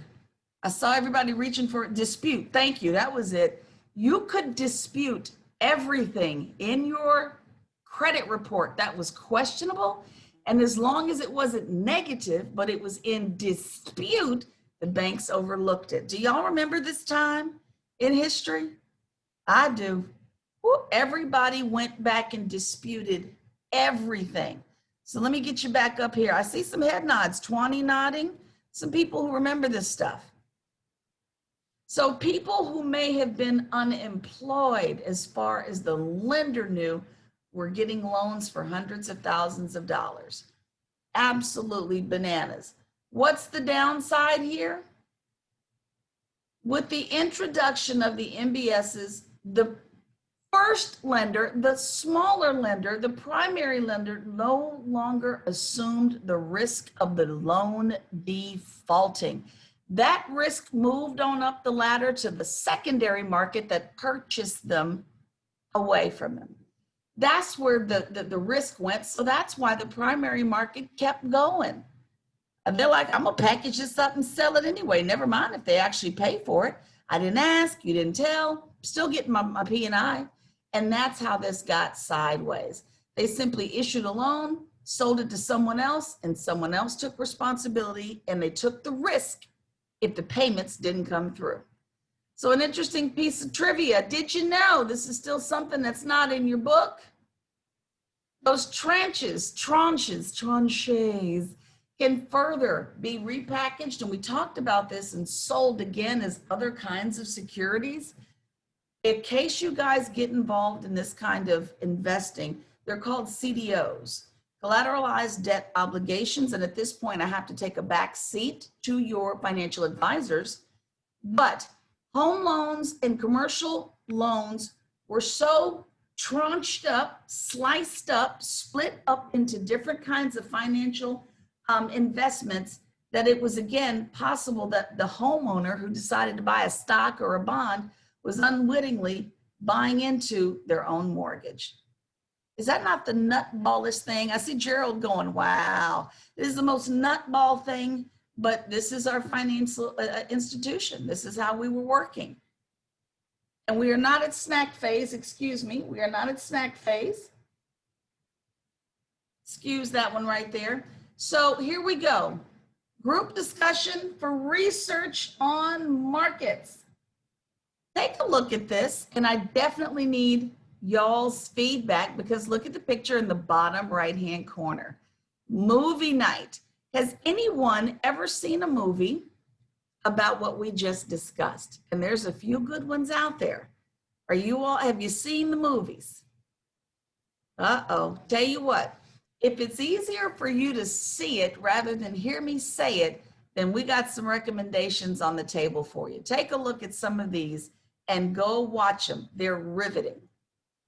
First one up, The Big Short. Did anybody ever watch The Big Short? I got a thumbs up from a lot of folks. Angela, Rick, few people leaned. Oh, there's Matthew. Come on. Great movie. Short, great film. Great film. It's really fast paced, but that sucker is interesting. That thing is intriguing.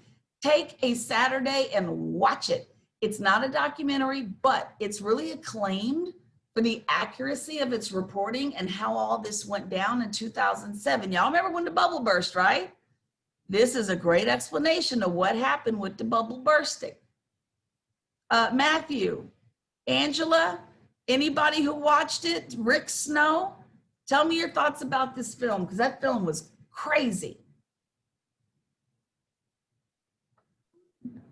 I was just going to say, I had to watch it probably 2 or 3 times just to digest it all, because I was actually kind of, when you're talking about these loans, I got into these loans back in the day, but I didn't get crazy like some of these people did, but I didn't get stupid in some of their stuff, but no, I had to watch it 2 or 3 times and it was well worth it. Yeah, and I have to give you, I'm a rewinder. So I had to watch some scenes like over and over because it's real fast paced and they talk as fast as I do. But it was like, wait, what?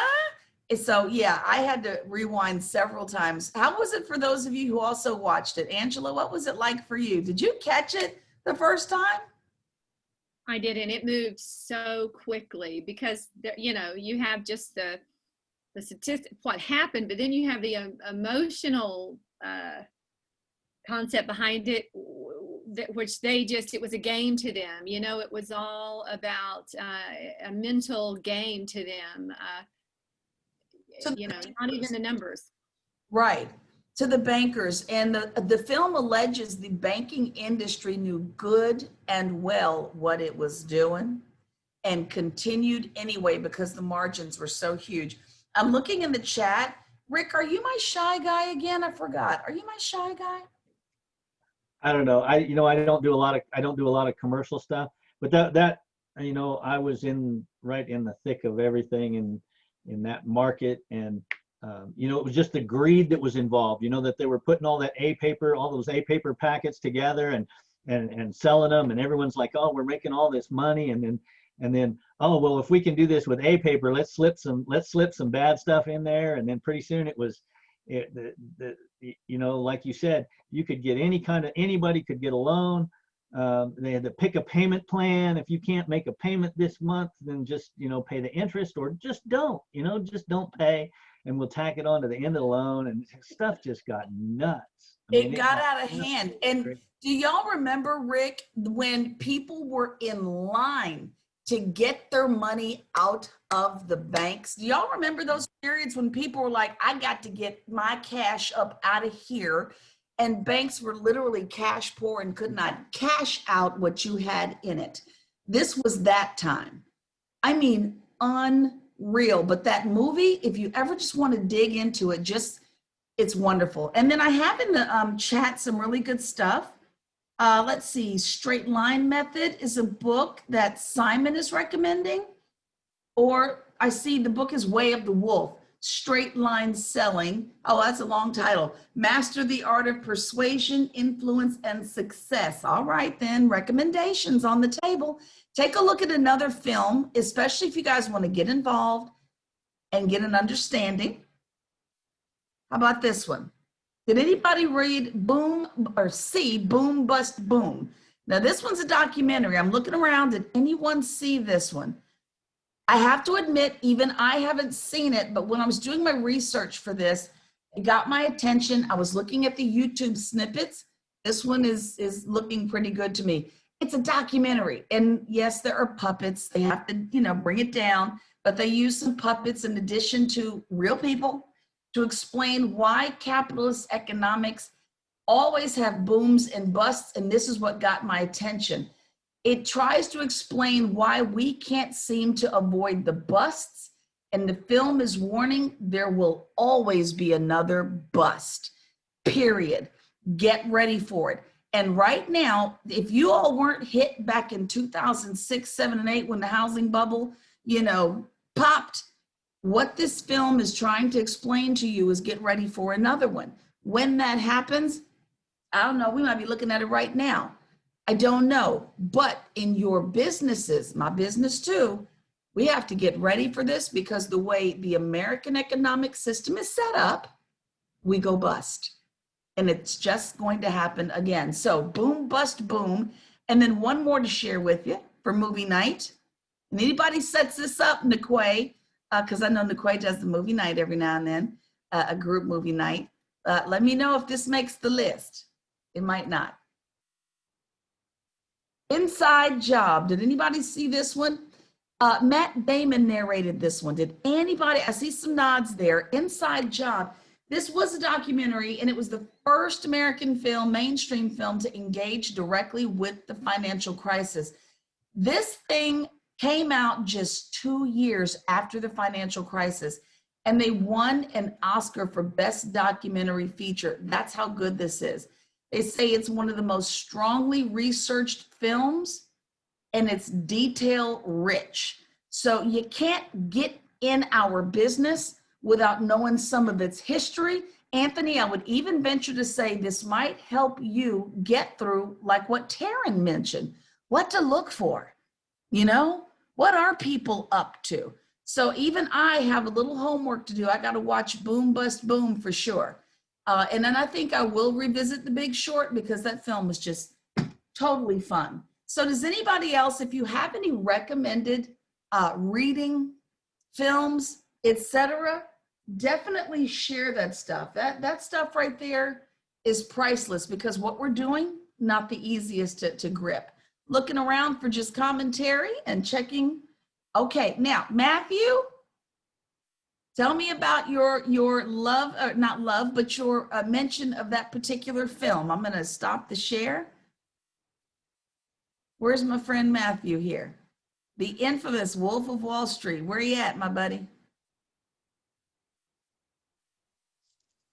Where's Matthew? I didn't find him in the group in the thing. Is he on the third page? Where's Matthew? Did he get popped out of the room?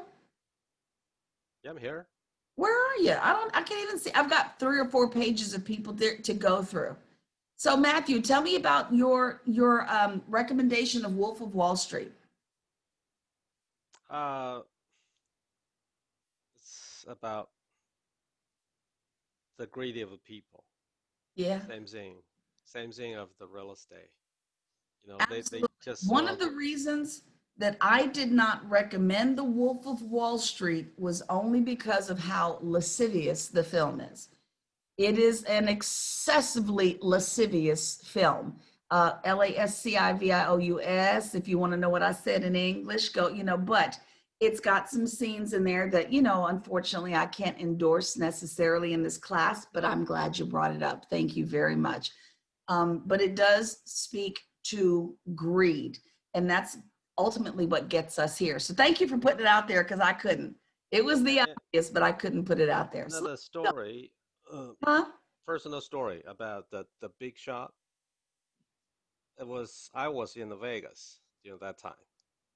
So in the clip of that movie, I forgot, the actor interviewed the bartender or the lady in Florida when they attend the convention.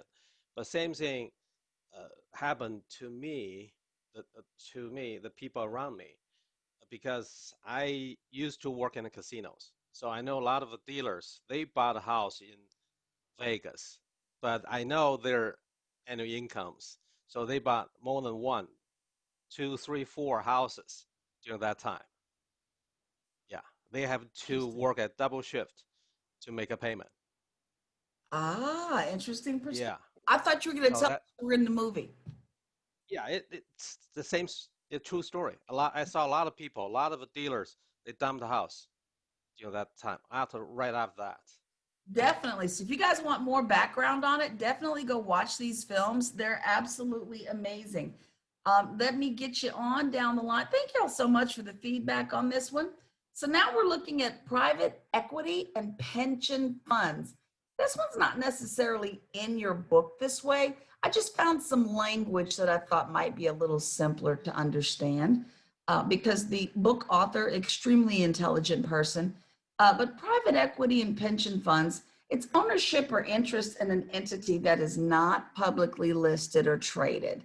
So a source of investment capital might be private equity from high net worth people or from firms that purchase stakes in investments. So they may participate through REITs, et cetera, other ways to invest, but eventually they'll even purchase public companies, public companies, and then delist them, take them off the stock changes so that the equity still remains private and is not publicly traded. So they might actually buy something public and then delist the actual business that they purchased. Interesting stuff, though. And then we've got our private equity funds in the industry. It's comprised of just who the heck are they? Pension funds, large firms funded by accredited investors. They're going to look for private equity funds to earn returns that are better than what they can get in the public markets. They're looking for stuff that's doing well.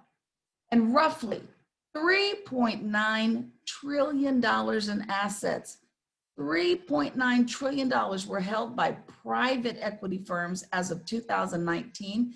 And I do believe that particular data is in your book. I believe it can be attributed to your book. There we go. So, and that was up 12.2% from the year before. Now, how this is going to look after 2020, that's the big mystery. But let me add a little information. A pension fund, just because somebody may be asking, is any plan or fund that provides retirement income. They typically have large amounts of money to invest and are the major investors in listed and private companies. So this is how they fund the pension. They make investments. And now we're going to make an investment in your time with a nice little early break. So how about we take a nice little early break?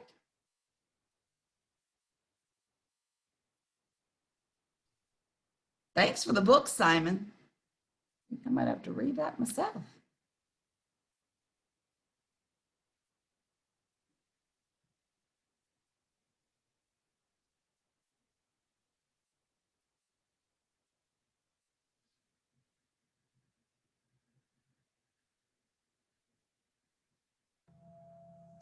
When do we come back online? About 5 minutes before the hour, around 10:55. Get a good 15-minute break. We try to extend the breaks a little bit. Here, I'll put it in the chat. I know everybody can't see that, but I'll put it in the chat for those of you who can.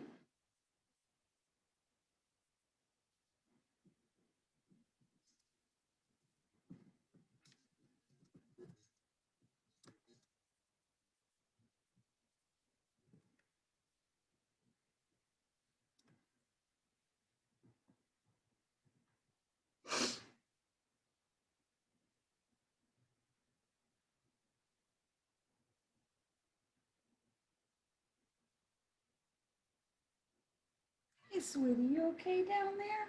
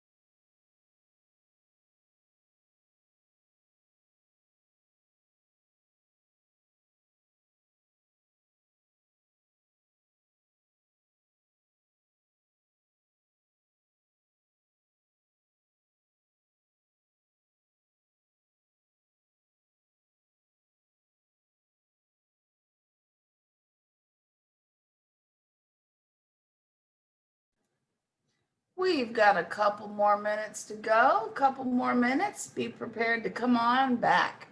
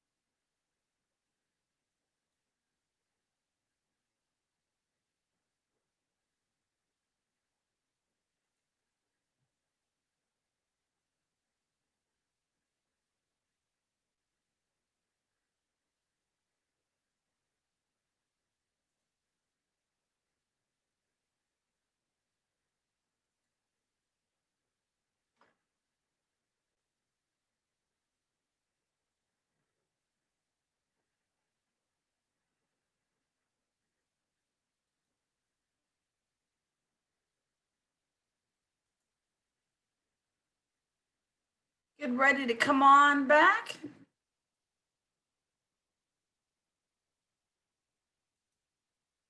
Harris County is driving me nuts. Let's see, where's my screen share? I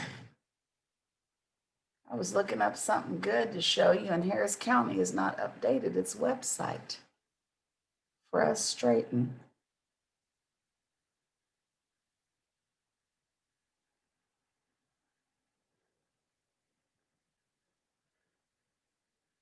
All right, I am unmuted.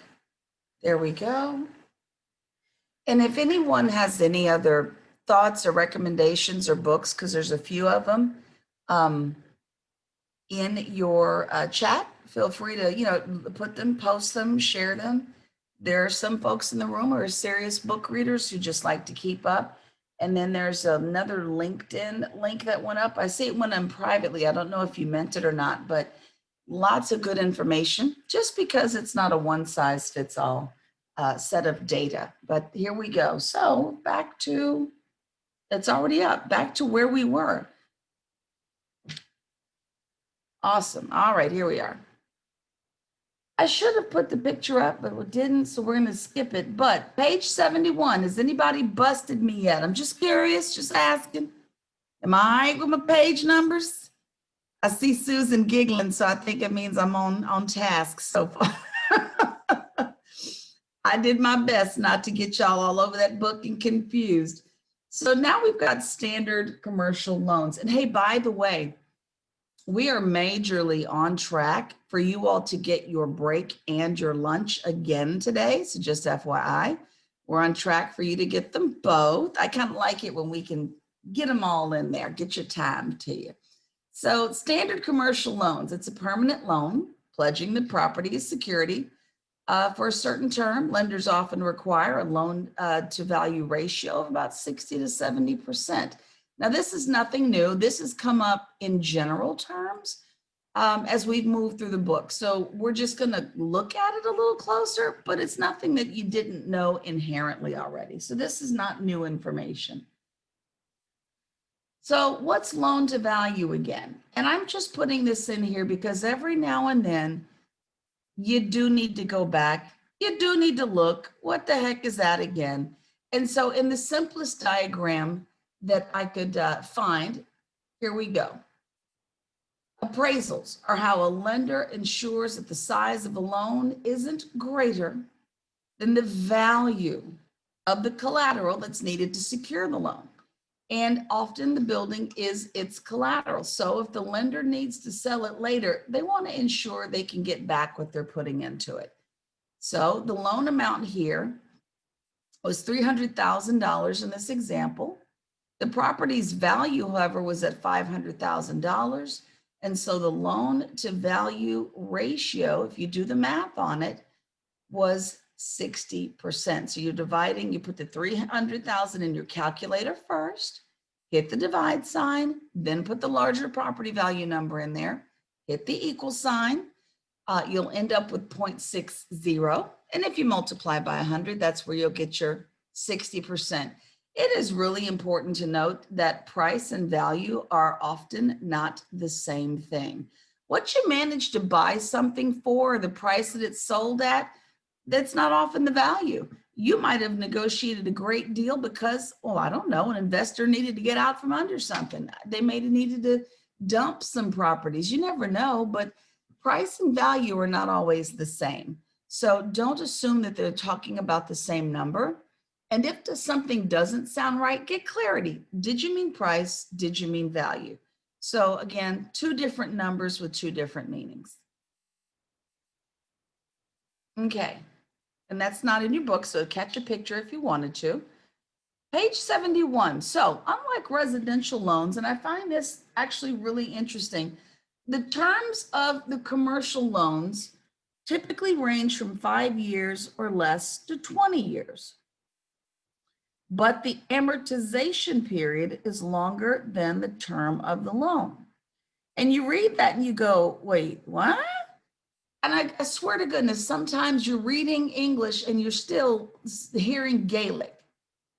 And this really could be your face right now. Mish, I heard what you just said, but what in the world did you mean?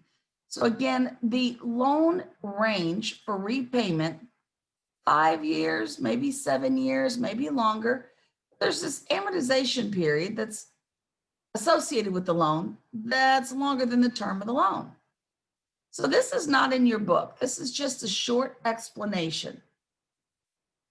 For example, a lender might make a loan, commercial loan, for a term of 7 years, but it would have an amortization period of 30 years. Again, Scooby-Doo, what are we talking about?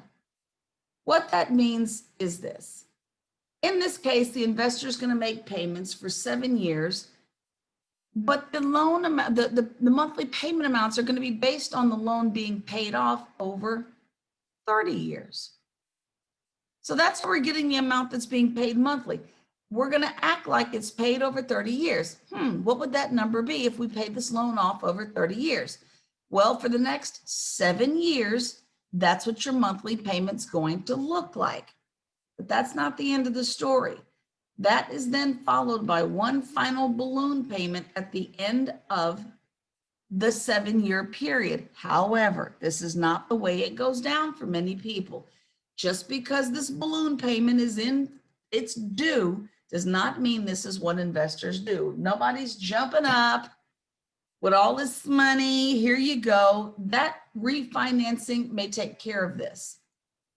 But the amount paid on a monthly basis looks like it would have if this was a 30-year loan. And so that's what that might mean, just in case you get involved in it. Hey, Matthew, by the way, can you put that link? Oh, you did put it in publicly. Thank you. Matthew did manage to update his link and make it public for you guys. So moving forward, moving on. The one question you can never ask me is, why do we do it that way, Mish? I am so not the mathematician that created all this stuff. But let's take a look at this. An investor with a $1 million commercial loan at 7% would make monthly payments of $6,653.02 for 7 years, followed by a balloon payment of the rest of it coming due at $918,127 that would pay the loan off in full. That's an example of the 7-year mortgage, but with a 30-year amortization. The loan terms are always going to vary. But when you hear things like that, just don't be surprised. It is a, you know, topsy-turvy little situation. In plain English, one more time, loan payments are made within 7 years, but the amount we're paying every single month is based on how much the monthly payments would be if the loan were paid over 30 years. That's all. So that should make things a little bit easier for you guys.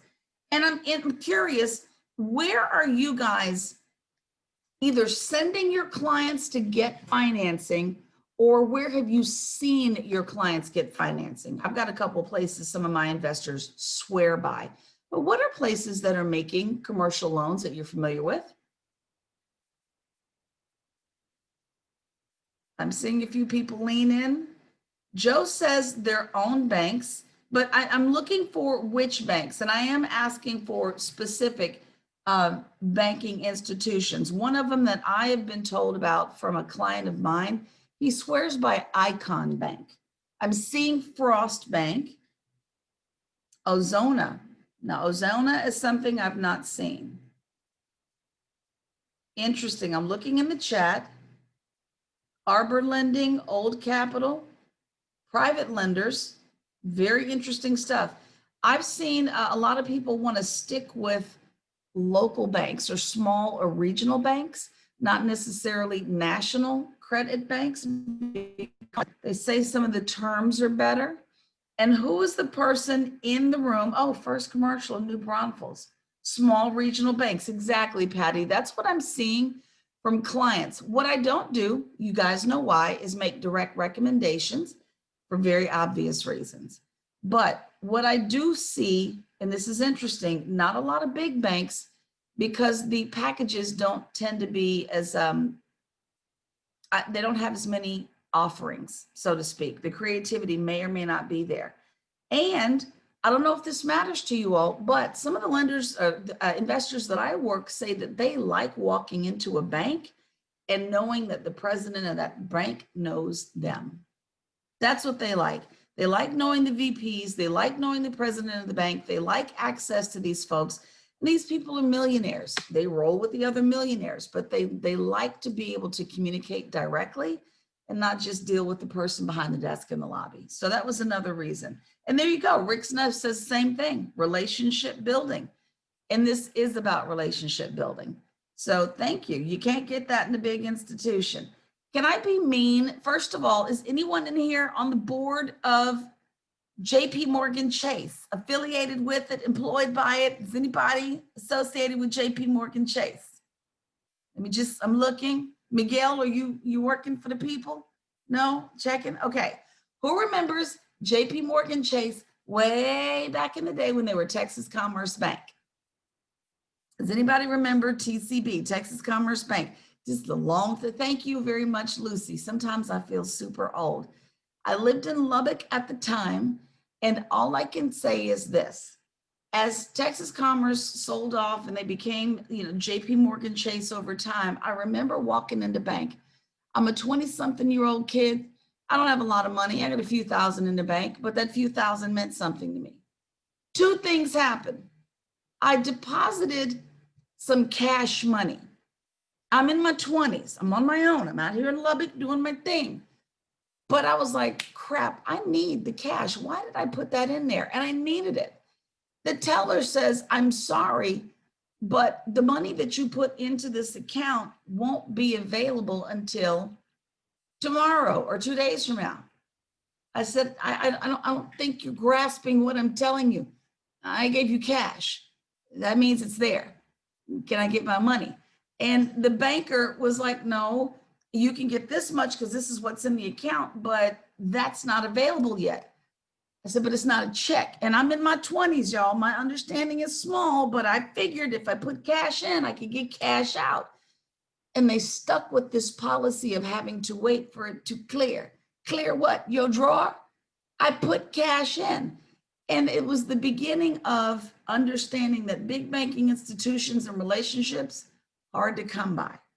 Then came the day when I needed to just get the heck out of the bank because I became a number. I know people who have money, lots of money. And when they walk in the bank, people are tripping over their desks to get to them. When I walk in the bank, ma'am, the line is over there. That's what I get. Right, Michelle? Thank you. Nicole, I get the line is over there, and the line is often snaking at this point. I am one of 50 people in line rushing to get through lunch so I can get my stuff taken care of. So the smaller banks are more valuable because of the relationship building, the time saving, et cetera, et cetera. And I have found with investors that they prefer it. And I'd get to know some bankers if I was you guys. Just wanted to put that out there because a lot of them are not into the big institutions. Non-recourse loans. Let's take a look at this one. Unlike residential loans, and this is a real interesting concept, commercial loans are considered non-recourse. That means the lender's sole remedy in the case of default is the property itself. It's the property. So what that means is commercial real estate owners typically will not offer personal guarantees for the loan. I'm not personally guaranteeing anything. Lenders will set stricter underwriting standards for the residential counterparts, but there's a reason for this. If I'm not going to personally guarantee the loan, that means something else has to. Do you guys know what the something else is? It is going to be on your exam. The something else is the building's performance itself. Will the thing that you're about to purchase yield enough money for me to go and make this loan to you? So this is why everything that we're doing, all these numbers we're running, the stuff that Taryn does with the CPA is important, because the thing that guarantees the loan is not the person, it's the property. And that's what's different between commercial and residential. Those two concepts are totally different. Let me just put you back on the presentation. I told y'all today was a simpler day. Now I could pop up some formulas if you want to. B, would you like a formula? He is like, no, thank you. But here we go. So permanent financing underwriting requirements will limit the bank's exposure by setting a lower loan to value ratio, typically again, between 60 and 70%. The lower ratios will ensure the bank is more likely to get its money back in case of a market downturn and default by the borrower. So here we are. I'm asking the people who are dealing with building owners right now, has anybody got clients now who are looking at selling property or are looking to stop the bleeding? And I'm just asking if anyone has clients now who are experiencing the, oh Lord, what do I do? Is anyone in the midst of that right now? Because I've got landlords calling me left and right. And if anybody wants the referrals, holler, because I'll give them up. Does anybody want them? Nobody wants this money? Thank you, Darren. Okay, Sharon, I will send them your way. Send me these. Under 2 million. Simon, why under 2 million? Are you my shy guy? Somebody, Anthony Shane, said, come on with it. I seriously don't have time to take on these transactions, and I certainly will refer them out if you guys will email me. But is anybody seeing these owners do anything? Because right now, I will tell you, I am working on putting a franchise tenant from Florida into a Texas property. Just discovered that the thing we're trying to put them into for a lease is on sale. The price has gone down. And now it begs the questions, I want them all. What are we going to do if that property is sold? What's happening with the property? What is the new owner's intent? What's going on? It's interesting that there's one entity that's doing the selling, somebody else is doing the leasing. Neither one of them spoke to each other. No one wants to list triple nets. No one wants to list base rent. They just want me to send an LOI. There's some trickery and some foolery going on right now in the market. It's got me going. I see Angela nodding. So is anyone else seeing some crazy going on out there? Because I am. Angela, what you got, my friend? I will say, for the longest time, it was a landlord's market. And now tenant reps are just stating they want proposals. Everybody wants to send proposals instead of the tenant rep sending an LOI. So I thought that was a little interesting shift. And in this case, This particular listing, guys, and I have to make some distinctions for you really quickly. This particular listing on CoStar, it's on CoStar as well as LoopNet, does not list base rent prices for this lease. It also does not list triple net prices for this particular lease. I send an email to the broker to ask, is this space still available? What I asked him was, are you still accepting LOIs? He said, yes, I am. Send me something. Excuse you? Send you something?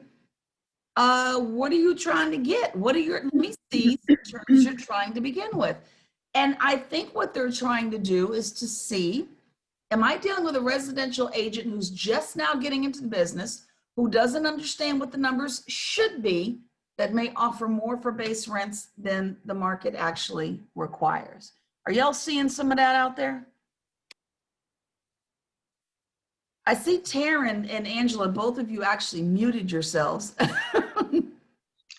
Well, I think you see a little bit of all of that. I mean, there's people out there that are trying to scam it too, where they don't want to put anything out there because they want to see what people are going to offer. Because the market is so wild right now. And it is wild. Yeah. What are you seeing, Angela? Because again, anybody getting involved, I just want y'all to know right now this thing is on its face. What are you seeing, Angela? I just think it's interesting. For a while when I was doing more tenant reps, I was always the one that had to do the LOI. You'd call, you'd find out, what their ask is for price per square foot, because it's the biggest frustration is a lot of it's withheld. I think triple net's in price per square foot, but I've seen it flipped where recently a lot of the large like JLL and things like that, they're asking for proposals like, what's the very best you're going to do for my tenant prospect, because we know you are bleeding right now because this is an office lease. So I've seen that shift where we've had to come to the table instead of the tenant rep doing the work and sending a proposal or LOI back. It's just crazy. That's exactly what I'm going through this week. I'm like, great, here we go again with this mess. But it is changing things. And now we've got investors who are scared to death about what's happening with their properties. There's a lot of, you all have seen the stories about people going back to the office place. Are we going back to it? That's scaring the crap out of some investors in certain property types as well. I really think we are going back, but I don't think we're doing it for another 2 years, to be honest with you. That's just me. So let's keep going. And Joe, if you're there, I got your message, my friend. There we go. Let's share. Put it back up for you. So the due on sale clause, this is going to be in your exam. So you can pay attention to the phrase due on sale. Conventional residential mortgages, I only highlighted conventional residential for you. They often have a due on sale clause that prohibits the borrower from assigning the loan to the buyer. Loan assumption, when this property is sold. But in commercial, they might permit the assumption of the loan. And there's a reason for this. There's a reason. It's the one I just mentioned a moment ago. The reason is because, take a look, residential loans are granted based on the creditworthiness and the income of the buyer. Are you worthy of me giving you a loan? So assumptions aren't as common because if the person that wants to assume the loan is not creditworthy, then it's not happening. This is about the person. But when we're doing a commercial loan, they're underwritten based on the performance of the property. So if the property is performing well financially, the borrower is less important in the overall consideration. It doesn't mean that they're not important. It's just that when we do residential, that's not an income producing property. I'm living there. That's private enjoyment. This is about income production. That's why we're investing and buying in the first place. And is it going to produce enough income for you to make the money you want to make, as well as cover your debt service? So this doesn't follow the individual. It's going to follow the property. Then we've got debt service coverage ratio, and just pay attention to the alphabets because we're getting a little alphabet heavy, and I'm really not a fan of all of that. Not at this stage in the game for some of you. but DSCR, debt service coverage ratio. In residential lending, that debt to income ratio is common for assessing the financial means of an individual borrower. It's the same for commercial lending as it is for residential, except the property is kind of now treated like the borrower. The property is the debt service coverage ratio. So that's all it is we're just looking at the debt to income, but instead of looking at a person, we're looking at what the building is doing. The building is treated like the borrower. How's it performing? And just as a point of reference, the debt service coverage ratio in your book does not go into massive amounts of detail, but there is detail. And it says for you, for example, a ratio of 1.2 or better is typical for underwriting. This is what they're looking for as a ratio. A ratio of 1.0 means that the net income is just enough to cover the debt with nothing left over. There's no margin for error in your calculations. But a ratio of 1.2 means there's a 20% buffer built into the income performance of the property to cover the loan. So there's this cute little drawing. I went and found a drawing to avoid giving you guys more formulas. I know you've had enough, Carolyn and Susan and Patty. So here's a nice image instead of formulas with numbers. Your debt service coverage ratio formula is that annual NOI divided by total debt service, which is your loan. And that's how you'll get your ratio. So I'm doing this just to make life a little simpler, to give you your images instead. Ta-da! So let's take a look at what this means numerically, not trying to scare anyone. Moving on. Here we go. So looking at our book, you gotta have a sense of humor, because this man, 72 pages into this book, is still on this 100-unit apartment building. I promise I'm putting a stick of dynamite at the base of the sucker and blowing it up when this is over. So we're back on the building, my friends. I see Susan's got a sense of humor. So looking at this formula, we're looking back at our 100-unit apartment building. In one of the many, many examples we used, the NOI was $1,122,000, and the debt service at that example was $570,202. So if you take the $1,122,000 and divide it by $570,202, you would have gotten a ratio of 1.97%, and that is your DSCR. So thumbs up, thumbs down. Was this a good one? Absolutely. This was a good one. So yes, ma'am. Yes, ma'am. This worked out. So let's push ahead just a little bit, pushing ahead. Now we're looking at construction takeout loans. This is when we're putting the thing together. This is a little different. We're not talking about buildings that are there. We're talking about putting one there. And by the way, does anybody know what a land lease is? And if you do, would you mind sharing what that is? Anybody work with those before? I see some people. I haven't worked on one before, but a land lease is like a Dollar General, where they will, instead of buying the land, they'll lease it for 100 years and put a building on it. Is that what you mean? That's quite simply it. Gail, did you have anything to add to what the land lease was? Well, we have some here that are a little different in that we have condominium projects, buildings that sit on leased property.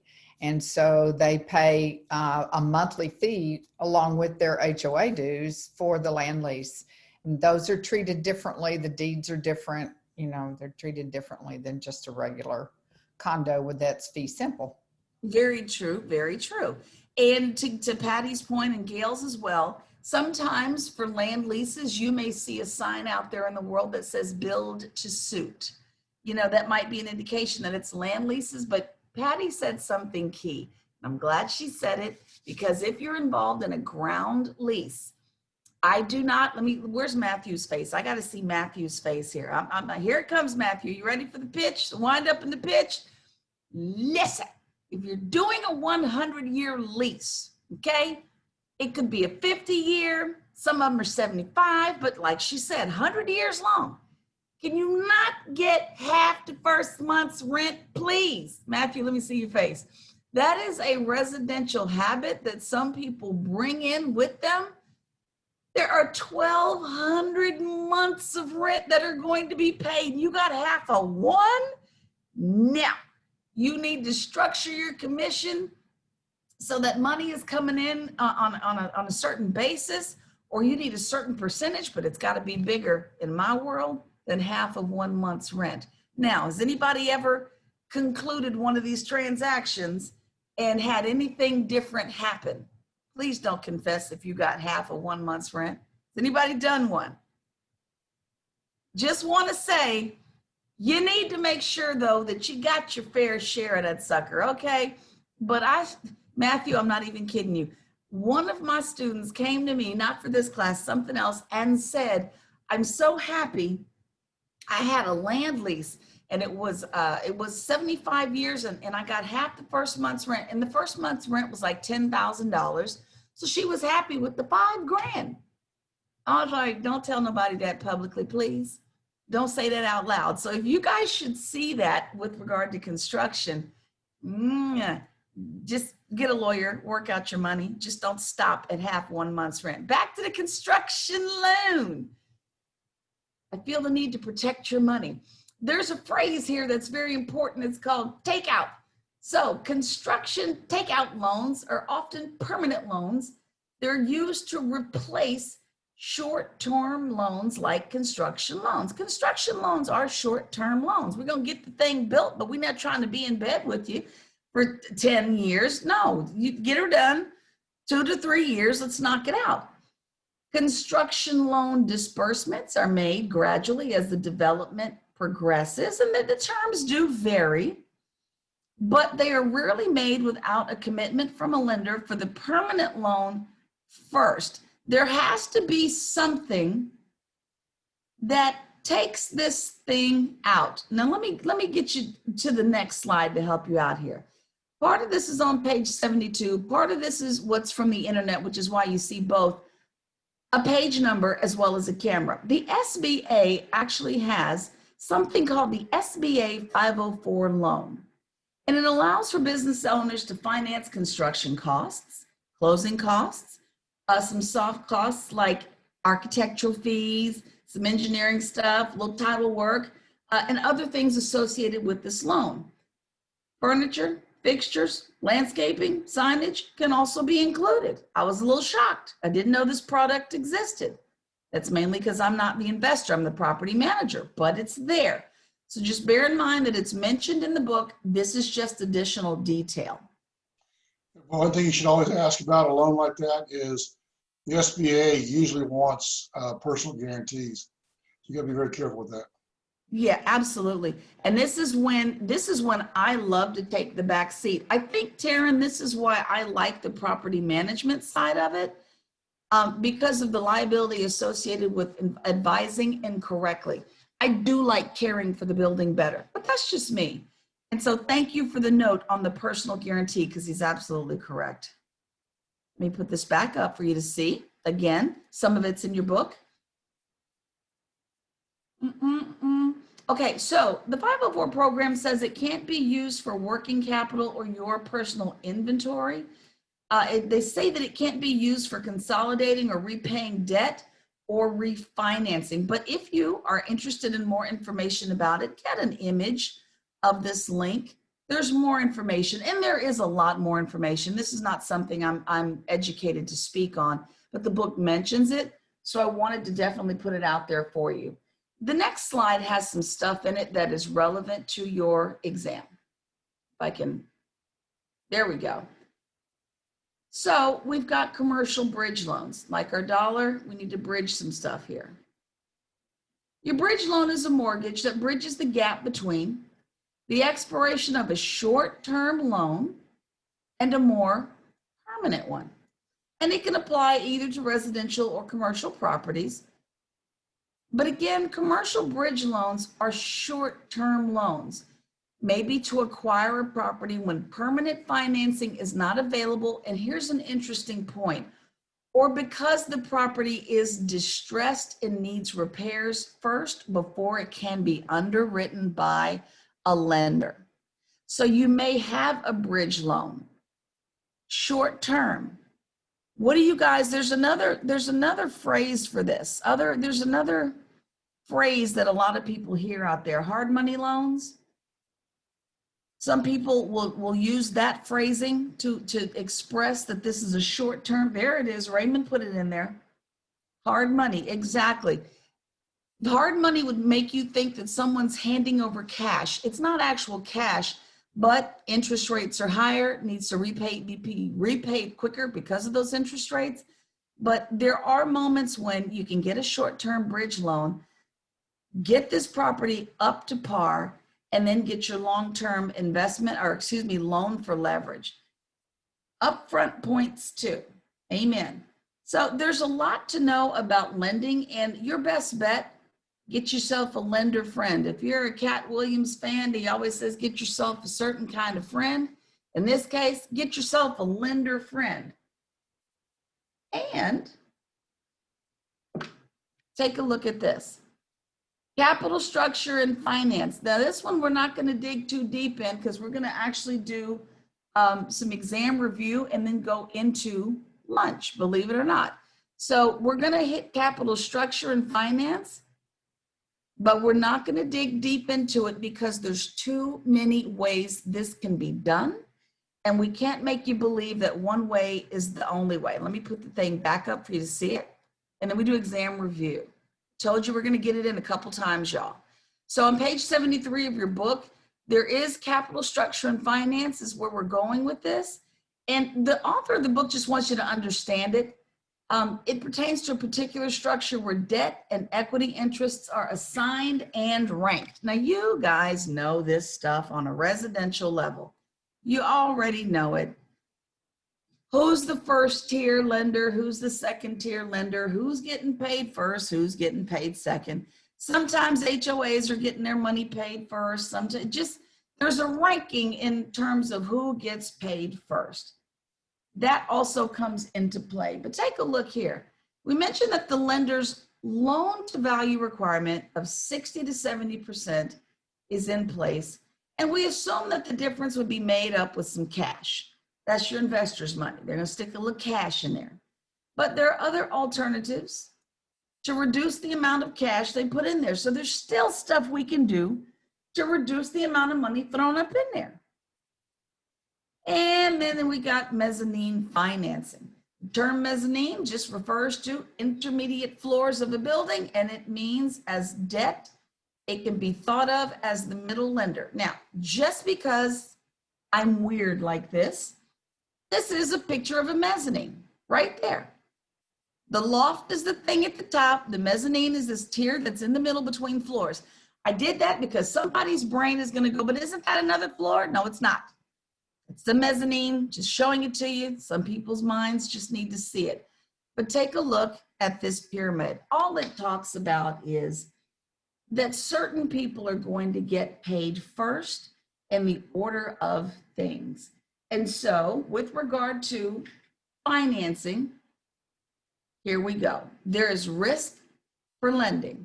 And as a mezzanine lender, the middle lender, the loan terms are going to require that the loan be subordinated or placed below the permanent loan in terms of repayment priority. So that permanent loan is going to be considered the more senior loan, receiving the benefit of being paid off before everybody else in case of default or whatever they're doing to get their money back. So this is a concept with which you are familiar. You've seen it in residential. Shouldn't be a shocker. Let me jump up one slide and then we're doing review. Let me look at something briefly. Here we go. Then we are doing this one last slide and then we're going to review. So mezzanine financing lenders, again, they're going to charge higher rates than permanent lenders because they got added risks when default happens. They got to subordinate and they might not get paid back. So sometimes they'll provide additional financing up to 95% loan to value ratio. But even though default risks are elevated, higher yields might be appealing to mezzanine lenders. That might be why they get involved in this. But I think it's time to get involved in a review. Don't you think? Don't you think it's time to just go over it again? You all had foggy weekend brain this morning. Let's do it again. Repetition counts. Where is it? There it is. For those of you who are watching a recording, here's the exam. Bam. Did you get it? Y'all know I'm doing this. Come on. Freeze frame, pal. Did you catch it? All right. Let's do it again. Patty, can you still hear us? Oh, there she goes. All right, Patty, you comfortable there? I saw an ouch when you pulled those things out of your ears. Let's hit it. All right, you can chat it. You can open it up. And B is looking for a referral for an inexpensive hard money lender, low points, low interest. If anybody knows one, help your friend out there. All right, here we go. Investment in real estate properties are acquired for what purposes? Why are we investing? There were 3 reasons why we might invest. What were those 3? Looking in the chat, looking in the chat. Cash flow was 1. Appreciation was 1, and tax advantages, absolutely. Those are some of the reasons we might. Why might we not be investing in commercial real estate? What's the no-no here? There is a no-no response. Why aren't we investing in commercial real estate? Liquidity. I'll give it to you. I'll give y'all are correct. What I was looking for was enjoyment and living. But I'll give it to you. Y'all are right. It's not even mad at you. Y'all are right. But living and enjoyment is not why we're buying it, just FYI.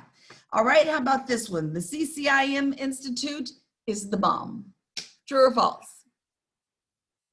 Y'all know that's what they think. It's the bomb. Actually, it is good for networking opportunities.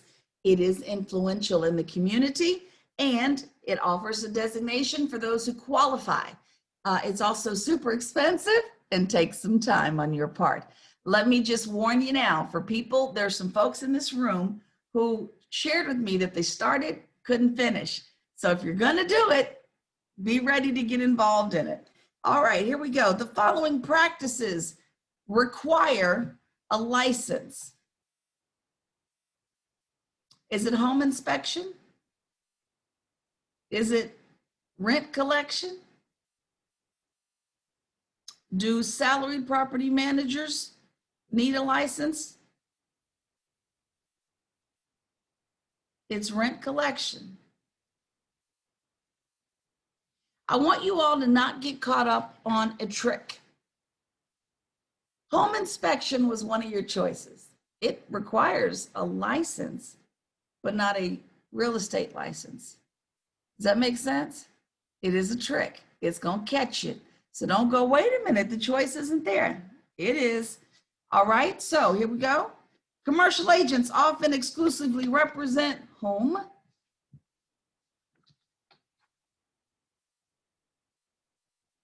Michelle, it's not clients and it ain't all. Who are they? Who are the 4 parties? Come on. Thank you, Simon. Tenants, landlords, sellers, buyers, all of them. Y'all are some fast typists. Here we go. Seasoned commercial agents often will find a second career in what aspects of commercial real estate? Where might they go?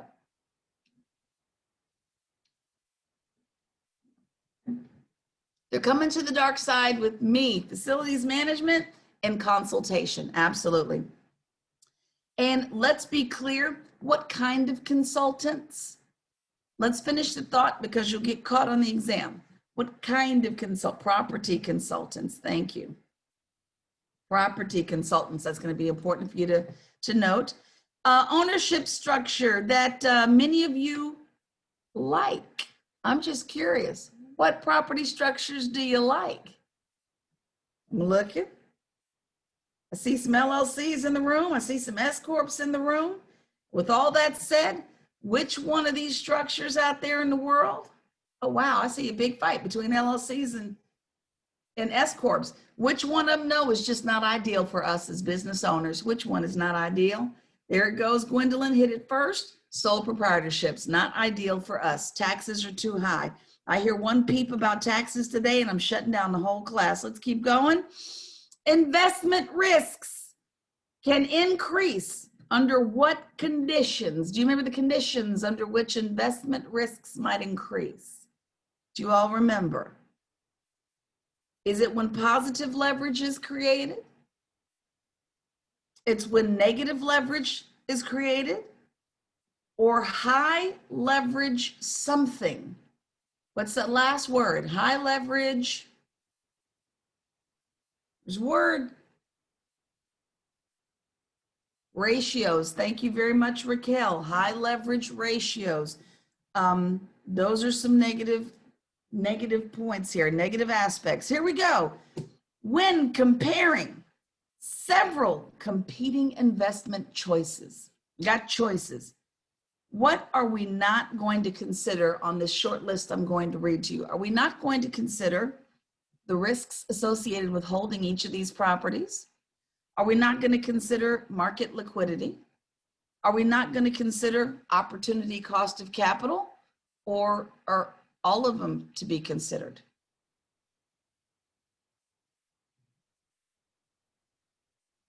And they are all to be considered, absolutely. The question is written in a confusing manner. When you get to it, just be sure to slow down and read it. All right, so let's see if your minds pick this one back up. Financial measures that describe how well an investment has performed after we account for costs. I will go ahead and let you know that there is a double answer on this one. Do you recall the financial measures that describe how well the investment's doing after we account for its costs?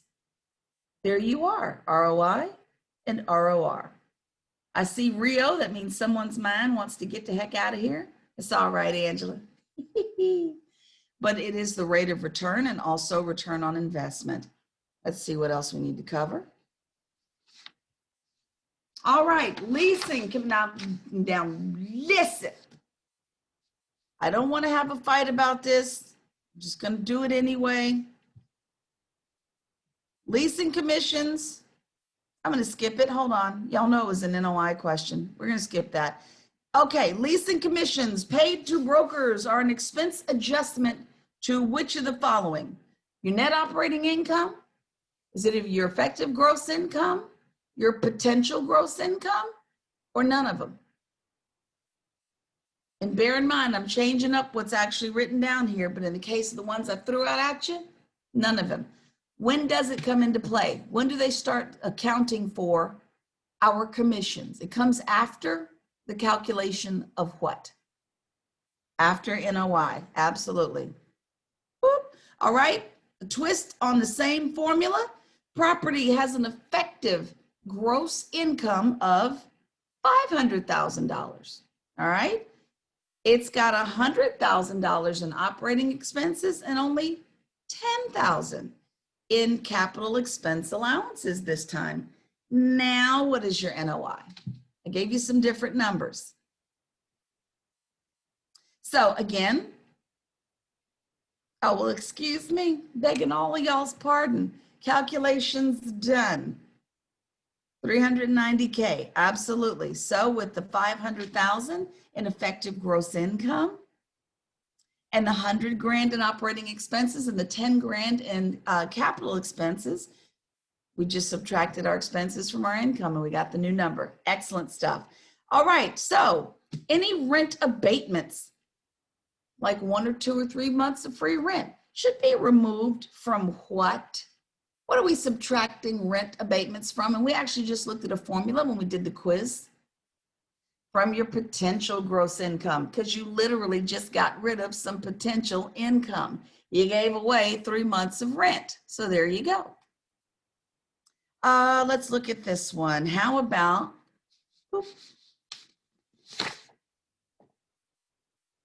okay, what's a significant contributor to return on investment? that makes real estate such an effective investment? It's an interesting question. I'll even give you some selections. Is it property appreciation? Is it your CAM expenses? Is it your debt service? Or is it your cash flow? And again, what's a contributor to the return on investment that makes it attractive? Your cash flow. That is your return. There you go. All right, so we got some terms here. Which is the following is a good way to measure the estimated value on rental houses? There's two words that are kind of the same, kind of like our ROI and our ROR, except this one's different. Looking in the chat one more time, what's a good measure or a good way to estimate the value of rental homes? There it is, GIM. It's your gross income multiplier, and your GRM, which is your gross rent multiplier. They're the same. I got it. I see it. I'm seeing it. You guys are impressing the mess out of me. All right, so let's hit a calculation. What formula, and I'm going to list a few, can be used for determining a cap rate? Would it be NOI divided by current value? Would it be your effective gross income minus your expenses? Would it be the sales price divided by the GSI, which is your gross scheduled income? Or would it be I equals R times V? Which of those would be used? So Justin, you got the first two correct, and also don't forget the fourth one I read, which was the I equal the R times V. Yeah, somebody caught it. Okay, so again, don't memorize answers because I do switch them up. Not allowed to read direct questions from the exam, but you all caught it. Justin jumped in too quick, but you got it right for what you heard. Absolutely. Okay, here we go. Let's try another one. Cap rate, commercial property is going to be, let's see, 8%, but the NOI is $150,000. What's the number going to be there for the estimated current value? $150,000 in NOI. There you go. Y'all got it. Very simple formula. Oh, loving it, Simon. Loving it. Thank you. Let's keep going. It looks like this is scaring you guys a little bit less and a little bit less. Which statements are true regarding debt service? Regarding debt service, it is subtracted from your net operating income. Is that true? Just give me a yes or no in the chat. Is it true? Yes, yes, yes, yes. Here come all the yeses. Is it true regarding debt service that it's used to calculate cash flow before taxes? Is debt service a part of that? I mean, we are looking for cash flow, right? Yeah, before taxes, absolutely. How about this? Is it true that it's the principal and interest payments? Y'all had better say yes on that one, absolutely. And there you are for that one. So, it is, let me see, one more, here we go. When determining current value, when we're looking for current value of an investment and we're evaluating its cash flows during the holding period and we're discounting for time, there's a formula we use. Try your best to put it in the chat. And I know that it's going to be hard to express everything exactly the way you'd see it on the paper, but what formula might we use when determining the current value of an investment, when evaluating its cash flows over the holding period and discounting for time? Hey, pretty well done, Raquel. Future value divided by 1 plus your R divided by your exponent. And that's your rate, your percentage right there. There you go. Y'all did a good job of getting it in there. That is your formula. And it's going to be a 1, Miguel, as opposed to an I. That would be 1 plus the rate. But you all got it. Fantastic. Let's see, one more, and then we actually get to have your break plus your lunch. Let's see. What is a typical tax consideration for CRE investors? Is depreciation considered? Is short-term capital gain considered? Is long-term capital gain considered? And this is when we're looking at tax considerations. Cash flow before taxes. What are we considering when we're looking at tax considerations? This is a multi-tiered question. There is more than one answer. So again, is it long? And I'm just looking for the phrase in the chat. Is it long-term capital gains? Short-term capital gains? Is it cash flow before taxes, or is it depreciation? And this is a tax consideration.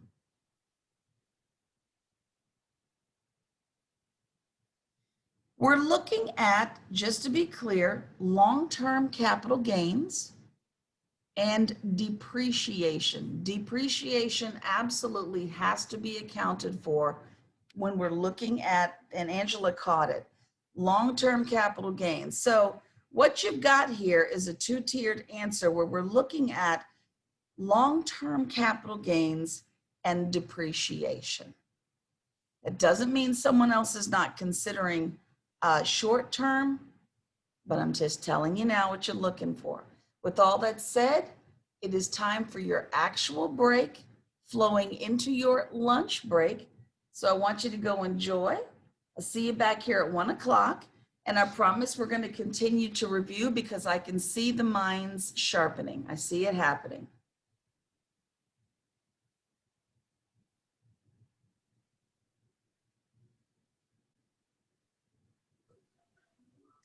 Hey, Mashika.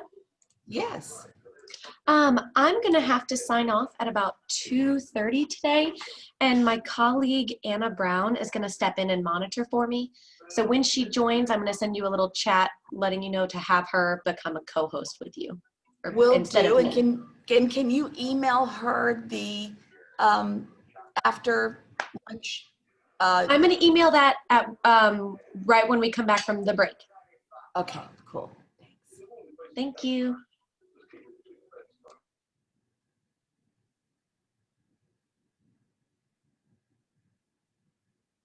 Oh, what a pretty picture of Angie. Nice.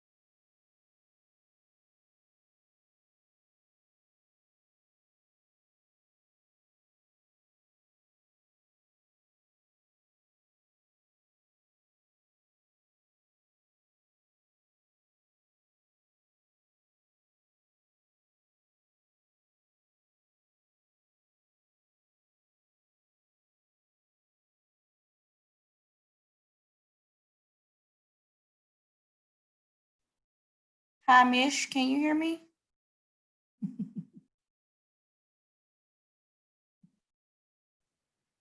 Scared me to death, yes. I'm sorry, it's Latara. I had sent a message to Ronnie.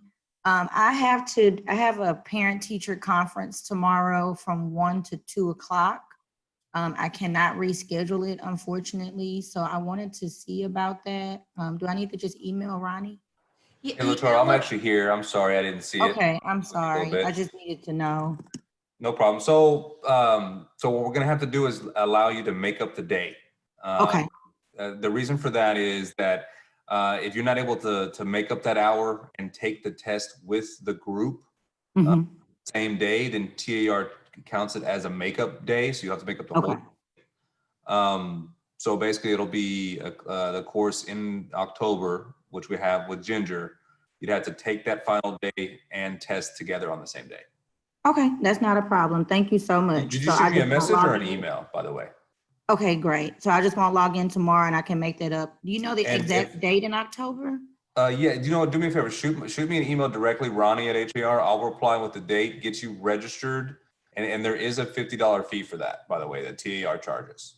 Okay, all right, no problem. Thank you so much. Of Sorry, course, Mish. no problem. Okay, bye-bye. Thanks.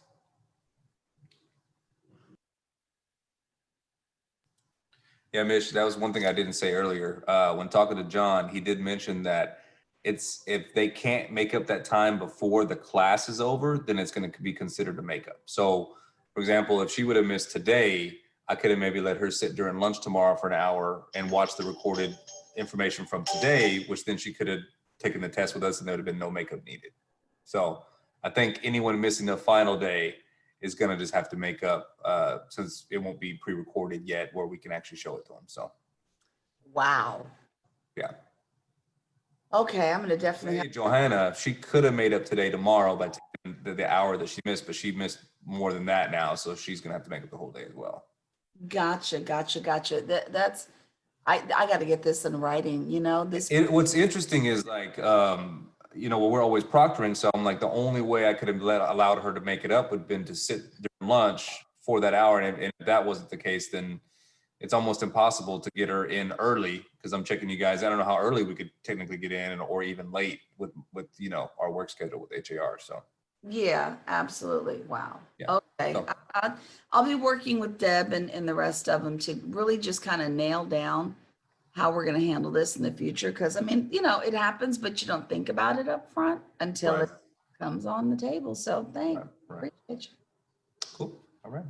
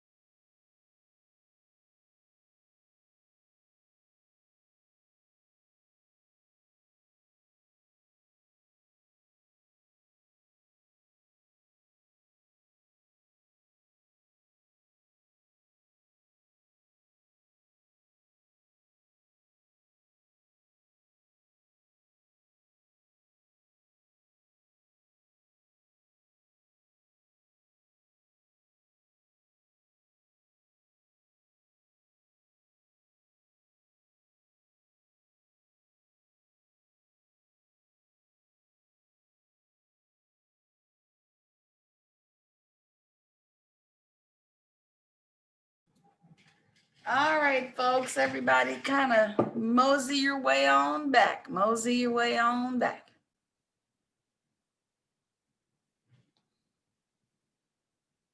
My vote is for an after lunch nap. Texas Realtors doesn't see it my way, so here we are.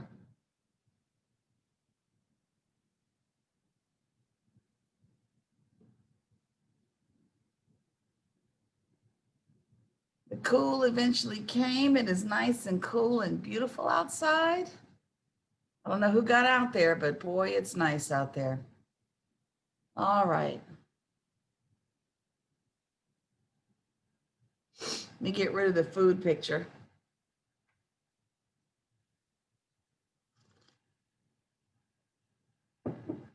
Taking a look around, seeing who's ready, who's missing. Looks like most folks are in the room.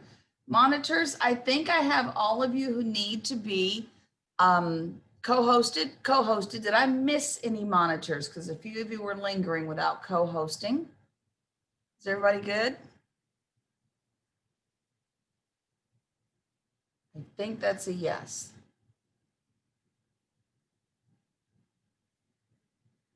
Awesome. Okay, I'm going to assume that's a yes for my monitors. Look at the back of my head, honey. The wind is gorgeous out there. All right, checking the room, just making sure everyone's back. Hey, Justin Fairless, what's up? Peggy Jones, how are you doing? And my friend Gerald, you're in the second of 3 screens I'm monitoring. Hey, y'all. Hey. There's Erica up in the house. Miguel is in the house. Miss Chris Parker. Raymond Edler. Hey, y'all. Hey, Natalie. Hi, B. Amy, is your last name Weathered or Weathered? Weathered. It is Weathered. Okay. What I was saying. Okay. Curious.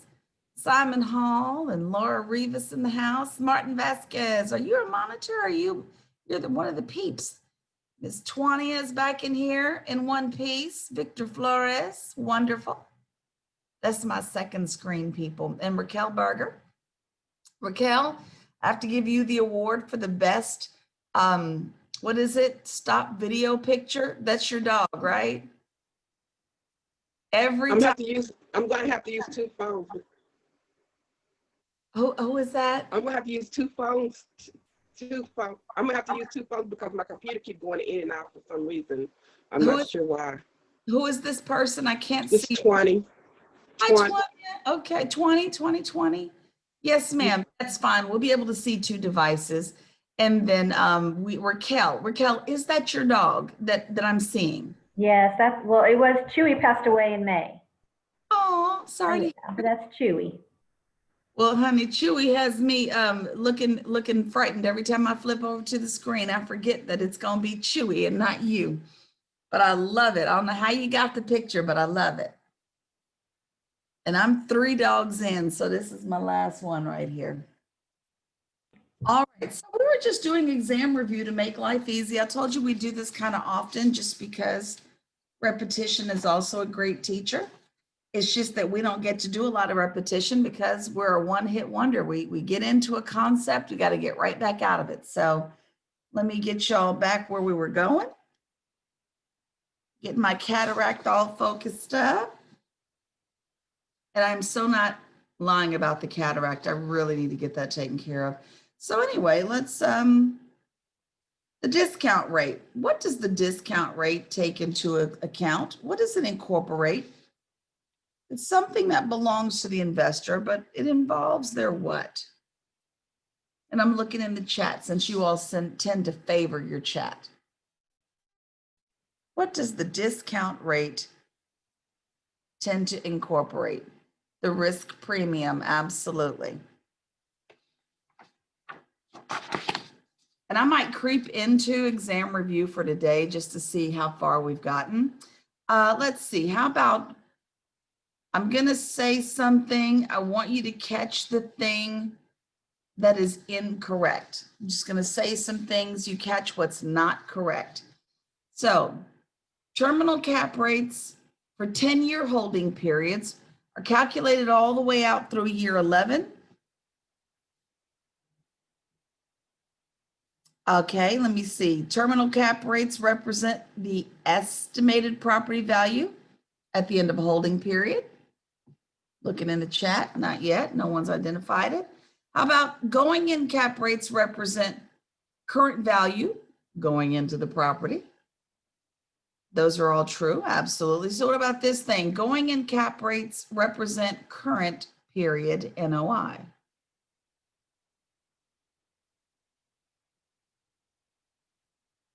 And that's your thing. Going in cap rates represent current period net operating expenses. That's not what cap rates represent. They don't represent net operating income, excuse me. All right, so easy stuff here. Terminal cap rates. What are some formulas we can use for terminal cap rates? And there's more than one formula that we can use to get this. So either one would be fine. Let's see if you capture both of them.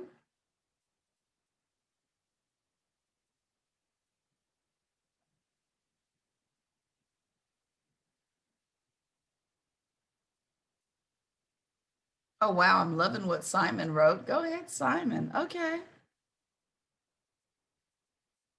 What? Okay, Simon, I'm digging what you wrote, Mr. Scientifical. He did write it correctly. And what he wrote in shorthand for Simon, terminal NOI divided by the expected sales price is what gets you the terminal cap rate. That's what Simon wrote. And I think Raymond got the other one, expected. There's one other one. We're looking at something else. Expected rate of return minus something. There it is. I think someone got it. I don't know Laura, what did you write? There it is, minus expected growth rate. Y'all got it. Y'all got it. So just to be clear, that terminal cap rate can also be expressed by saying expected rate of return minus the expected growth rate. There you go. She wrote EGR to kind of sum that up. Y'all got that one. How about this? Why will investors require or demand a higher rate of return? They're going to demand a higher rate of return. Exactly, Amy, because they're taking a higher risk. That is the thing that's going to make them demand a higher return on that investment there. I'm taking more risk. Let's see. Yeah, this one's, I think this is coming out of your exam. All right, we haven't covered that one yet. Hold on, let me see. I'm looking for things we have covered. Haven't hit it yet. Okay, how about this one? Which of the following is a part of capital markets?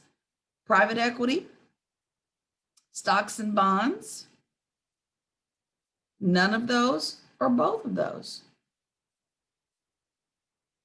Which of the following are part of capital markets?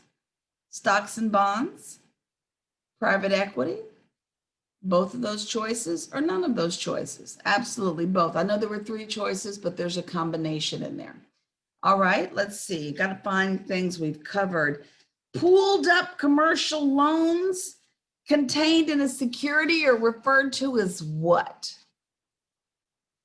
Got all these gathered up loans. What are they referred to? Well, tranches is the slices of them. I want the whole pie, and the whole pie has a name.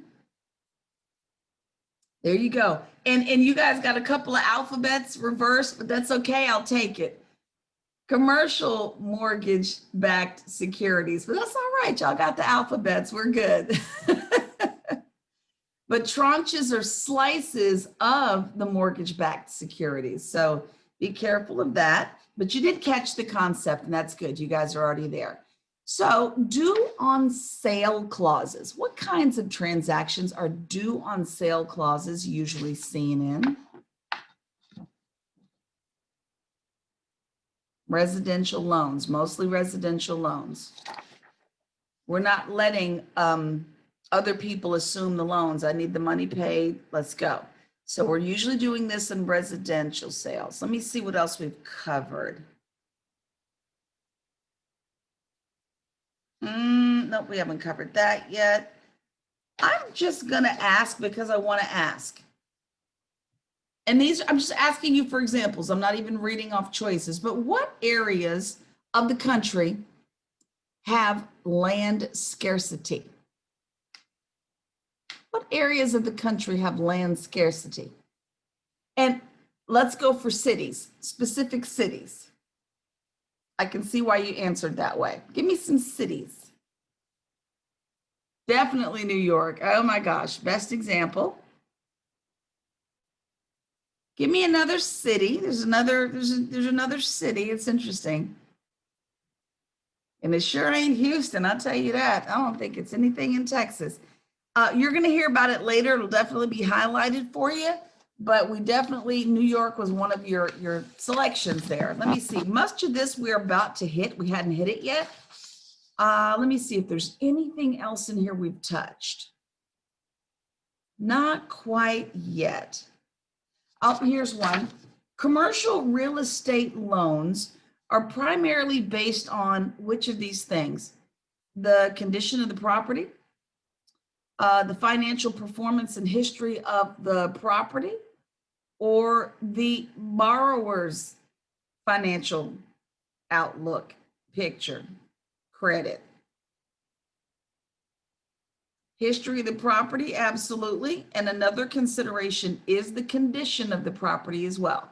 So financials of the property, history of the property, all that counts, as well as the condition of the property. Reason that applies here is there were certain types of loans, the bridge loans that will let you fix that bad boy up and then go get yourself a permanent loan later. So both of those turned out to be true, and I see some of you caught that. Awesome. We haven't hit some of this stuff yet, so we're going to leave that alone. And we are still doing more exam review later, but now it's time to look at some other stuff. First of all, did anybody get an email from your monitor with the group activity? If you did, I'm begging you, don't look at it, please. Just need to know if they sent it to you. If they sent it to you, print it out and just resist all temptation to look at it. Just please. Resist it. And if they didn't send it to you, then many of them might send it to you after this break. Know that we're going to go into breakout sessions. We're going to do a group activity. And as long as one or two of you have it, you should be fine to get her done. So let us look at a few things I need you all to see. And okay, it looks like some of you do have it. Let me just check this chat. Some of you have it. Some of you have it. Some of your monitors haven't sent it yet. One of your cities is switching monitors, so they need to email it to each other and then get it to you. So give them a moment and they'll get it in your hands. Now I need to show you some news you can use from around the world, Simon. Boop. There we go. I believe the view that you have is not interrupted by my chat screen, which in my view sits right on top of it. So let me just move it for myself. This is something off of LoopNet. LoopNet has great articles, even if you don't pay for the service. I love the articles. Now this one was published of July 17th, 2019, and I saved it because I wanted to compare it to the future year, which is where we are now. So I want to see what's really, really going on. But this is, and let me see if I can enlarge it. These are, uh-oh, wrong screen. Let me try again. See if it'll get bigger for you. There you go. A little bit bigger, a little bit bigger. There we go. Top 10 cities with the highest office vacancy rates. Does anybody want to offer in the chat who you think number one is? And we're going to reveal it. But if you think, you know, number one, put it in there. And here we go. I'm not going to read the article. We're just going to hit the top 10 cities and their percentages. So this also came from, what in the world? Excuse me, my dog is underneath me and I didn't realize it. Okay, so again, this came from LoopNet. Mr. Richard Lawson wrote it, but let's look at it together. Number 10 was Memphis. Memphis, Tennessee, with 10.4% office vacancy as of July 15th, right in the middle of the month, 10.4%. And if you want to, go grab this article. I'll put the link in the chat and you can see what it's attributed to. They say that West Tennessee is noted more for being a warehouse and distribution hub more than a corporate office location. So Memphis has the second least amount of office space at 56.2 million square feet. Very little new construction. Next city on the list was Tulsa, Oklahoma. So for any of you who guessed it as number one, it is not number one, it is number 9. They've got 11%. And they said the market struggled, and it's down here where I'm reading. Market struggled because of its reliance on the energy sector for growth. So they got smacked by that as well. Next city, Atlanta. Did anybody say that for number 1? I don't see it, but Atlanta with 11.4%. So it says Georgia's capital city has seen office vacancy decline from a nasty peak of 16.6% back in 2010. So they've jumped up in terms of occupancy, thereby reducing their vacancy. It's crazy. And there's more information in there to read about them. I found their little outlook very interesting. Las Vegas hit at number 7 with 11.8%. That wasn't even a factor when I was looking at the list. I didn't even know they were going to be in there. I do not associate Las Vegas with offices, but I guess they need it. Vacancy reached 18.9% back in 2011. Recession hit that casino market. That was when our own Fertitta bought up the block out there in Las Vegas. I don't know if you all are familiar with that, but he went out there and bought up the Golden Nugget back then. He saw an opportunity when people were trying to scramble out of Vegas. Interestingly enough, job growth associated with rising tourism does not drive the demand for office space in Vegas. Interesting factor out there. So relatively little new construction. Chicago came in at 11.9, and office vacancy, they say, hit 15.1% 10 years ago and has tightened up ever since. So their numbers are getting a little bit better. But they still had space fill up from companies moving from the suburbs, which drove up vacancy outside the city. So they're experiencing some interesting things in Chicago. Northern New Jersey, I see somebody, Niquay, okay, you got a city, it just wasn't number 1. But Northern New Jersey came in at 12%. Impressed with those of you who are hitting these cities. Let me go down in the chat, see what else y'all hit. All right, let me see. Let's anchored by the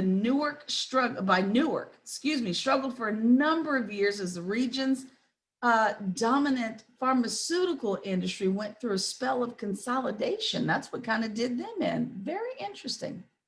Looks like thanks to people like Ralph Lauren bringing his firm in there, they helped out. They definitely helped out. Phoenix. Did anybody say Phoenix on our list? I thought I saw it.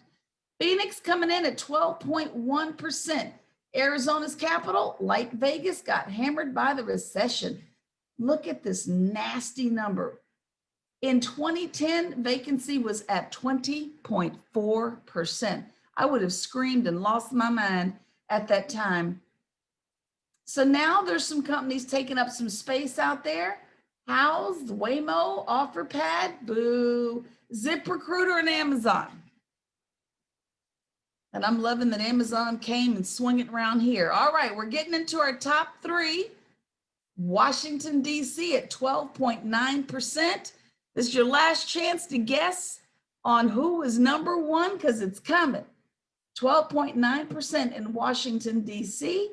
The nation's capital has the most office space in the top 10 at 500 million square feet.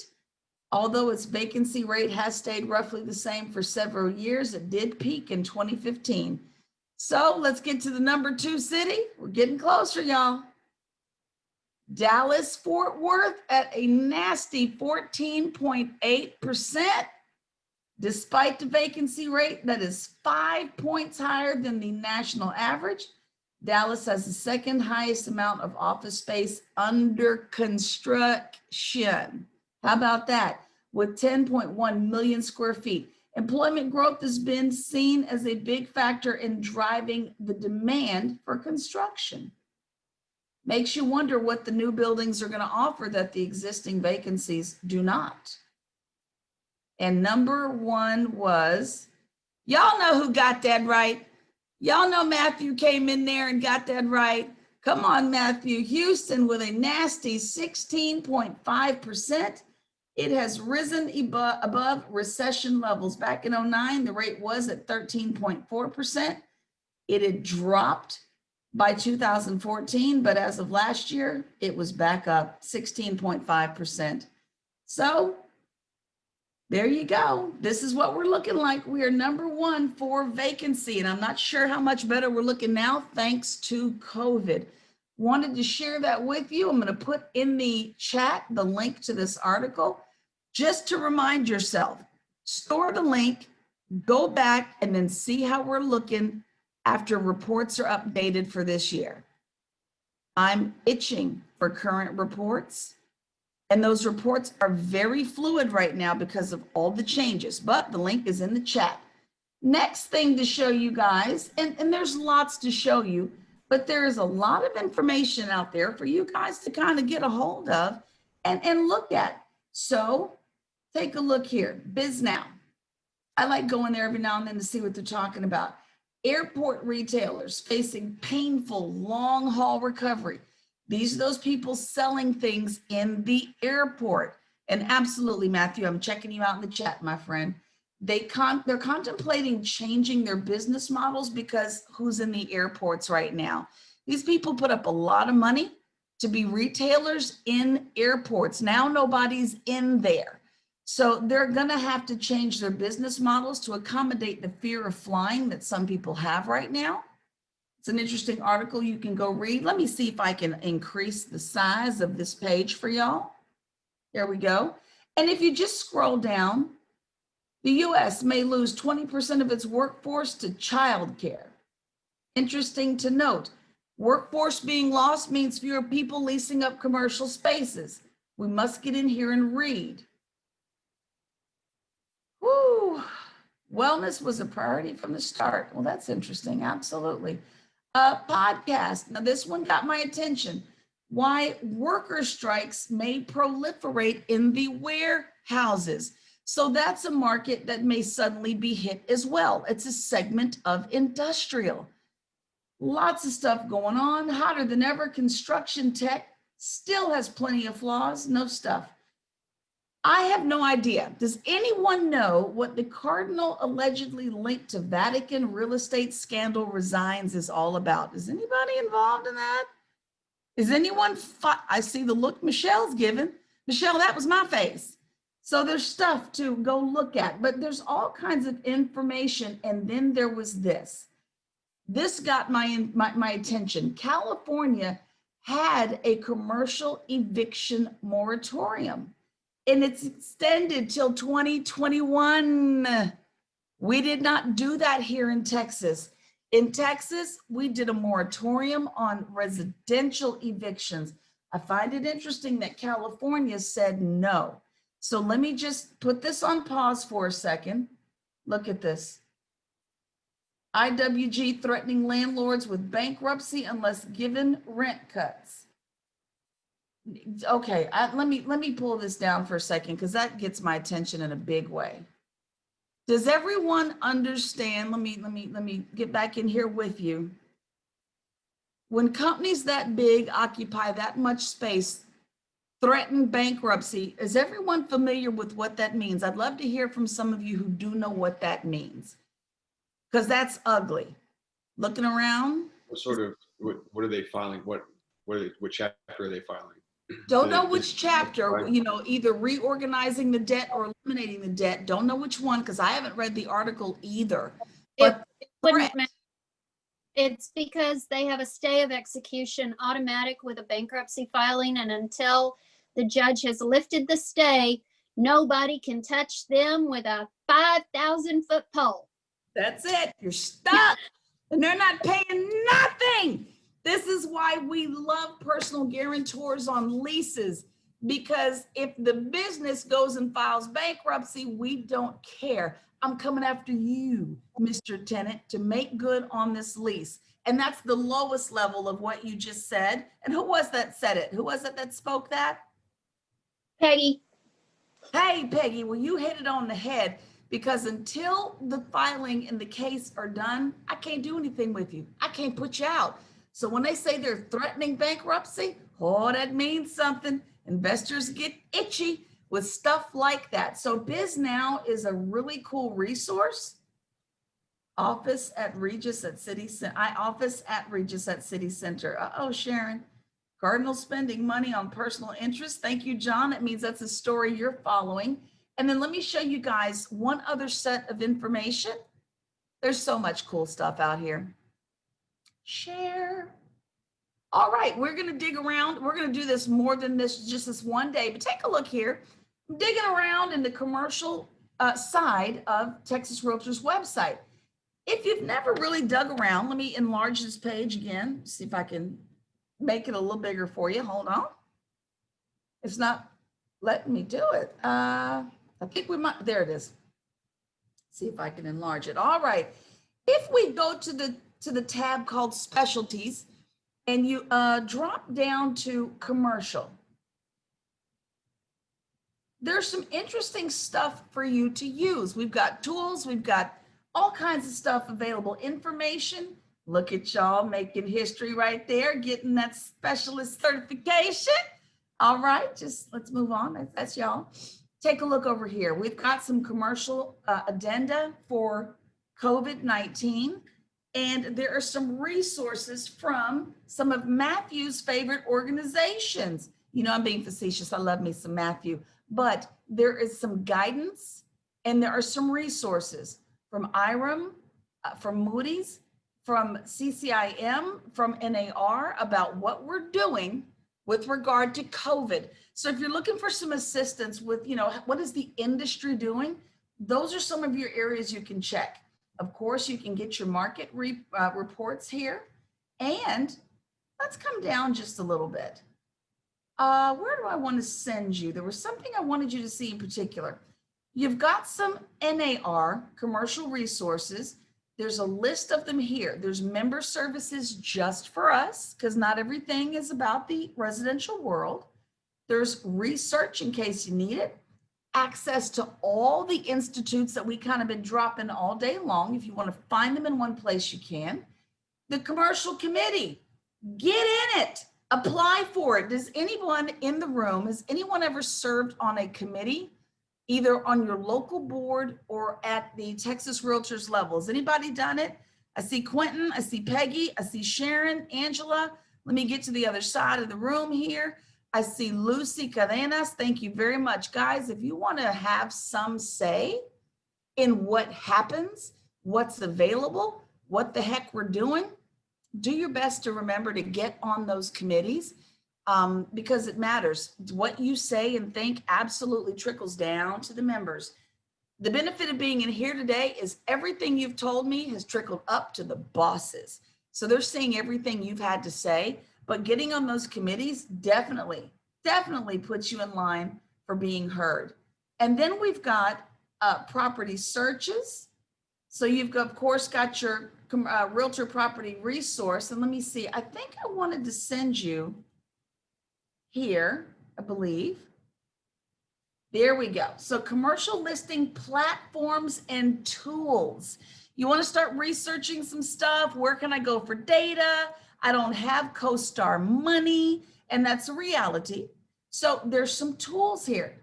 They're in there by category. Do I need tools for analytics? How about my back office brokering? What do we have for us? There's some lists of brokers out there, and take a look. You got some CIEs, commercial MLS and commercial information exchange providers. Let's take a look at that list. I expanded it for you. We've got 42 floors. That's a database with some fully researched listings. It's got some advanced search capabilities, some flyers, and a survey maker. And you get 25% off if you say, I'm a member. I'm an NAR member, so you get some discounting. Now, I'll admit, I don't know what they're charging for different platforms, but at least you get the discount. Then there's also Catalyst, and that's a broker-loaded and fully researched database of commercial property in over 50 markets nationwide. So you get some analytics, a little customized reporting, some email capabilities. There's some stuff that you can really use to get involved here. Catalyst, there's the link that you would click to get into it, to inquire about pricing, etc. So bottom line is, get into your Texas Realtors website, start nosing around. You got access to all kinds of stuff. The CIMLS, that's your commercial and investment MLS with national coverage. You got other places to go. I know everybody wants to LoopNet and CoStar everything to death, and I get it. Boss dogs in the business. But right now, you got to start where you can. And of course, there's CoStar. And I do love me some CoStar. But because I don't practice as much, I don't use CoStar as much. Let me get in the chat and see what we're mentioning. I see some yeses, so I'm thinking somebody answered a good question there and said yes. But let us go back. Let me see if I can go. No, just go down. Digsy, Grittig, all kinds of good stuff. Do y'all know that all this is out there? Look at all this. You've got listing platforms, email blast services, of course, the news, office leasing and admin tools, valuation and underwriting. You've got all kinds of stack stuff that you can work with. And there is member discounting associated with some of these platforms. So just FYI, if you're not able to start, and let me go ahead and drop this and get you back to class. If you're not able to start with the expensive ones, you've got other tools that will get you going. In your markets, for those of you who have CoStar, how much is it a month? Because in Houston, it's around $450. Does anybody else have it? I don't have it, but the problem is that you get charged when they give you a quote when you call in, and basically there's no rate that is consistent between people. So if I wanted, and I just talked to him like a month ago, and if I wanted just one area, like the San Marcos area, they were going to charge me like $395. If I wanted the full state of Texas, it was going to be $950 a month. Ow! And you missed Brevitas. I thought I would, or not Brevitas, but Crexy. I think you missed Crexy, and that one's awesome, and it's free. Wait, you know what? And we did mention Crexy last week, but thanks for bringing it up. Put it in the chat for me, because Crexy is such a weird sounding word. Throw that in the chat. And yes, Angela, what you got? You know, it's a love-hate relationship. Most people have to have CoStar, and it's so expensive. And LoopNet used to come along with it, but now that they're both owned, now LoopNet is charging. LoopNet requires you to do at least I think it's cheaper if you do a year subscription. And I think the least you can do is 3 months, and it adds up to be almost $100 per listing now with LoopNet. It's such a rip-off. And then with CoStar, you have to sign a year's contract. It's not like you can just get it for 6 months. And it's not fair because the big companies out there pay much less than the small independent companies. So it's one of those things I think is so unfair, but it's hard to fight because they're the biggest. They are. They absolutely are. I will say that somebody's definitely, Quentin saying he is digging Crexy. And I don't know what everyone's associations are doing in your respective cities, but at the HAR level, they are working their faces off to get commercial gateway, or at least competitive with the numbers that you're going to need to start running comps and whatnot.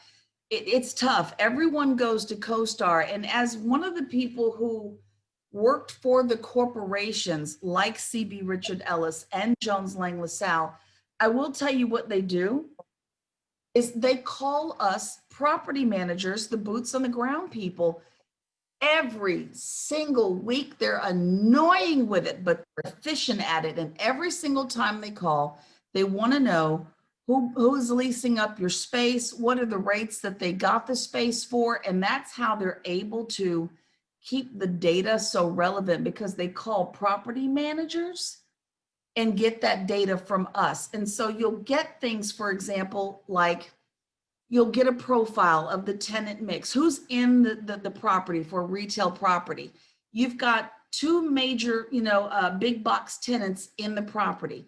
Your client, who perhaps wants to lease space or even buy the property, didn't realize until they got into CoStar that one of these major anchors didn't renew and was going to leave. They should have figured that out, but let's just say they didn't know. But that data might be reported in CoStar. That's what makes that thing valuable. And the cash flow analysis tool, I ain't gonna lie, I love that tool, y'all. I'm not even gonna lie. Has anyone used it before? Taryn, Matthew, anybody ever used the cash flow analysis tool? You like it? I do. I like it. And let me tell y'all, the benefit of that particular tool is that when you plug in all these costs associated with leases in particular, you can flip it to see what that same set of numbers looks like for the landlord versus what it looks like for a tenant. So you can consider both sides of the story. Gerald, no. I mean, yes. It is totally true that you can list for free on CoStar. That was the big secret I was going to smack down in a few seconds. Yes, you can. You don't have to have a subscription to CoStar to put your listings on it. You may not be able to see them, but you can't put them up. And that means everybody else who's practicing, CB Richard Ellis, Jones Lang LaSalle, Trammell Crow, Simon Properties, all these other people will see your listings. The other way to flip that, Anthony, because I already see your mind working. The other way to flip that, Taryn, Rick, is when you list in CoStar for free, you can call up and you get yourself a rep on the phone. That's going to be your rep for a little while. They'll start calling you on a regular, about once every 3 weeks. Did anything change with your listing? Would you like to update your listing? Do you have any new images? Do you have any new expenses that you need to add because you're selling the building? We need to adjust this NOI, anything. And they call and they call and they call. Initially, you might be like, shut up and leave me alone. I gave you the listing, hush. But don't do that, because one day she's going to call and say, hey, is there anything I can do for you? And then because you have a relationship, you say, well, as a matter of fact, you can. Are you able to run a few comps for me? And you can get them without having the subscription. I've done it a million times. They've been kind enough to run me some comps, and I don't even have a subscription to the service. So keep the relationship up with whomever puts your listing in for you. You can't see it, but you'll know it's there because the calls will come in. If you list on LoopNet, you're paying for the listing, and that's the difference. You can see it, but you're paying for it. And the good news is this: when you send your listing up to CoStar, you don't have to plug in the data. They'll do it for you. I love that. They'll put in your pictures, they'll put in your data. You just email them what you got, they'll hook you up. So I love it for that.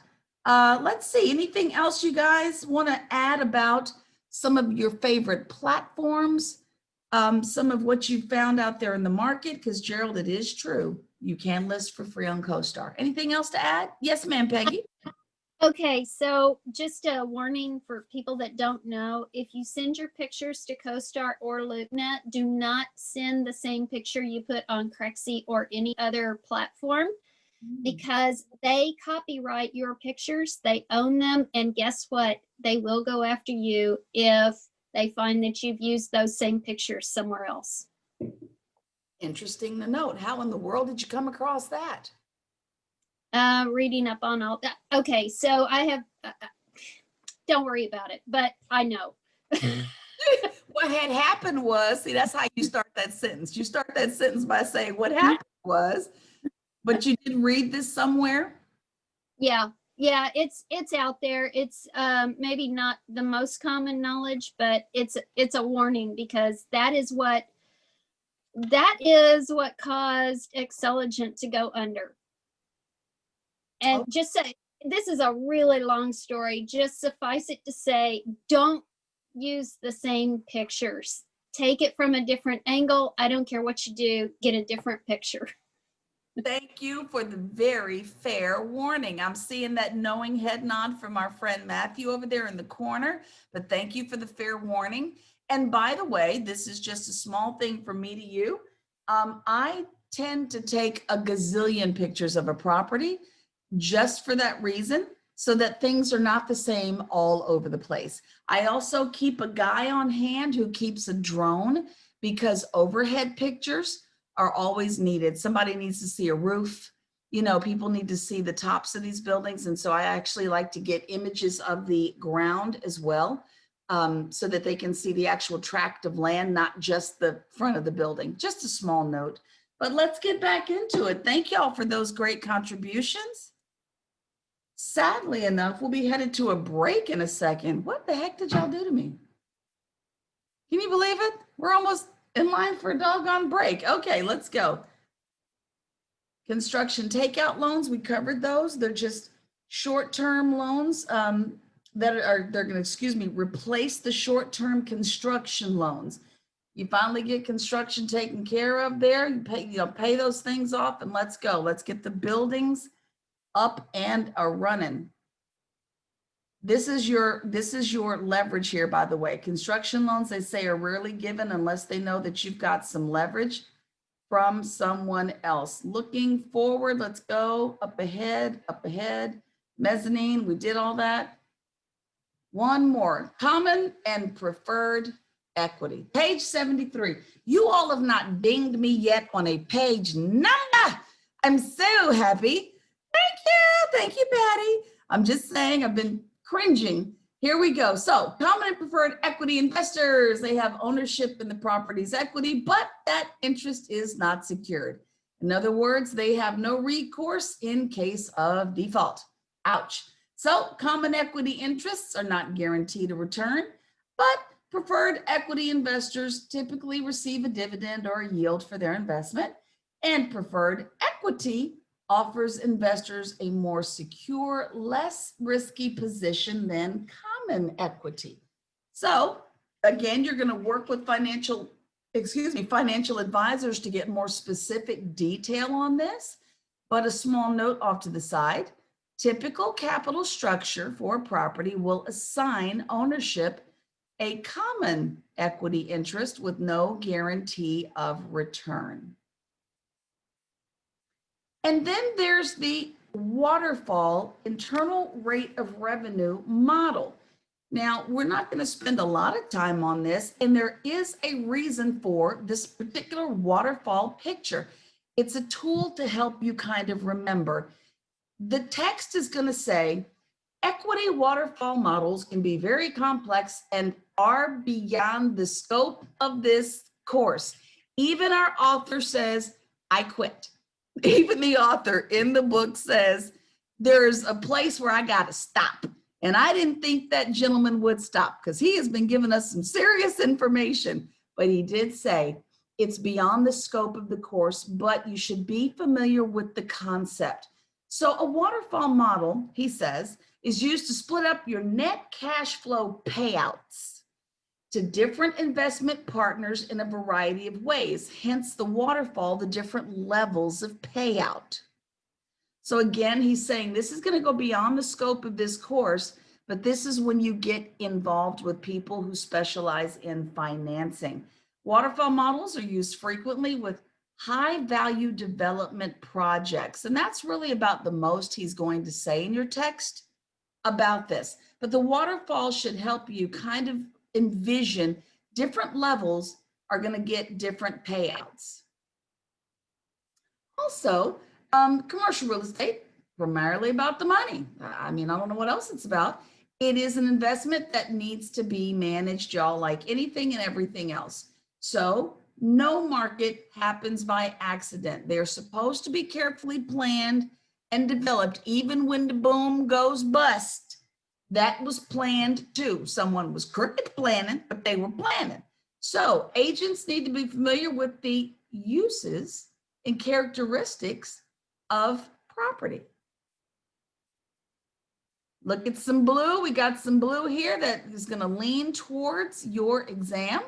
Market efficiency. So check out what we're talking about here. Very easygoing stuff. Markets that trade with a great deal of transparency and frequency, like the NASDAQ, are considered efficient because you can get a lot of information about the stuff that they're trading, like with bonds. Commercial real estate markets, not so much. They're considered inefficient markets because of the limited amount of information. And why is there limited information in Texas? Because we're a what? Say it, type it. I think I read Angela's lips. We're a non-disclosure state. We don't have to give up the information. Now, for those of you going, well, yeah, I do when I sell a house, that is a condition of being a realtor member with access to the MLS. If you're going to get access to it, you've promised to share data. But as a state, we are a non-disclosure state. So if people don't want to disclose it, they don't have to. And I can't tell you how many properties the real estate investment trust that I worked for would purchase, and they would make us all, again, sign those non-disclosure agreements every single time and threaten our jobs if the information was leaked. One guy tried it out of there, and you'll see that for $10 in additional consideration. Y'all remember that from class when you first got your licenses? For $10 in additional consideration, that stuff actually ends up on paperwork for multi-million-dollar listings. Crazy. So that's what makes us inefficient. The limited amount of information available to buyers due to smaller number of transactions, true enough, and because the stuff might be confidential, not available for public viewing. Makes it real tough to do what we do. So market efficiency and substitutions. Lack of market transparency. There's a reason there's an iceberg here. Primarily concentrated in the higher valued asset. The more this thing is valued, the less you're going to find out about this bad boy. You know, the higher end stuff, they're not sharing all that data.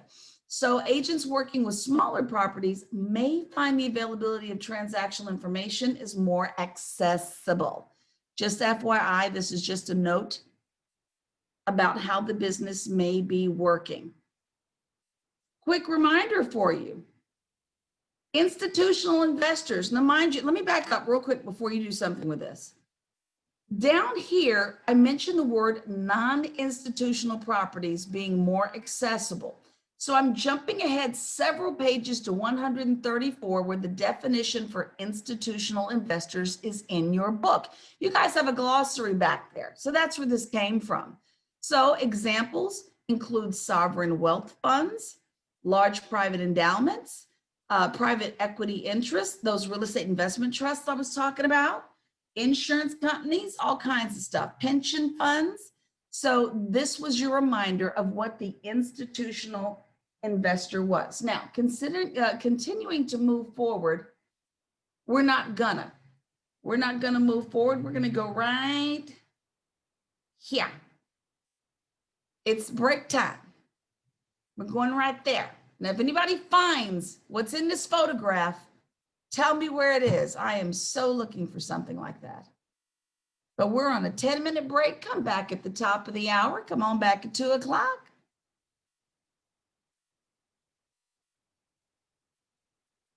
You guys are cracking me up. Y'all look genuinely surprised when I say, let's go on break. Hey, hold up now. When you first asked us at the beginning of the session about scarcity, land scarcity, I misread that question because the more scarcer the land, the more costly it is to build or have a project or whatever. But then you brought up the cities. Yeah, just the cities. No, that was just, Because the question that's asked on your exam is mostly about the cities that demonstrate severe examples of land scarcity. Of course, New York was going to be one of them. So y'all are good. You're good. Just got to see what my Chihuahua is screaming about. It's very rare he does that in the middle of a class.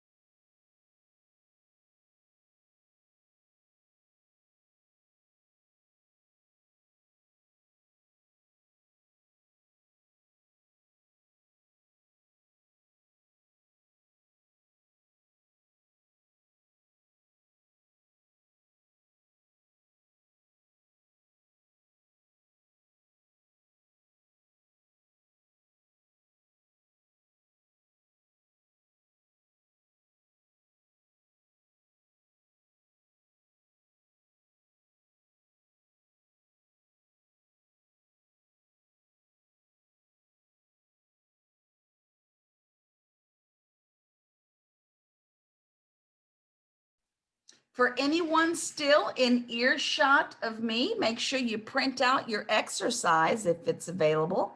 Print out your exercise if it's available. Try not to look at it, but print it out if you have it. Bobby, Sherry, I don't know if they gave it to you already. Did they give it to you?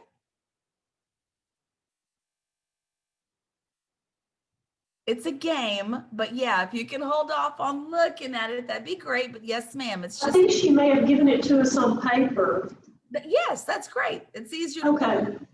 You're going in your breakout room, so that's fine. Just don't peek at it. Keep it upside down. Okay.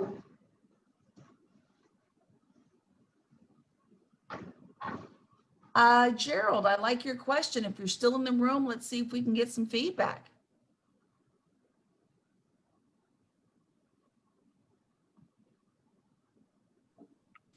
I am. I was just wondering because I know like there's a lot of business being conducted like from people from China, for example, like overseas, and so I was just wondering, hey, how do you advertise over there? Is there platforms? I don't know, overseas. I mean, just thinking best ways to broadcast. I don't know. It's a good question because my foreign investors are on the same continent with me. They're just in Canada. So even I don't have an answer to that question. Let's see if someone else in the room can get you there.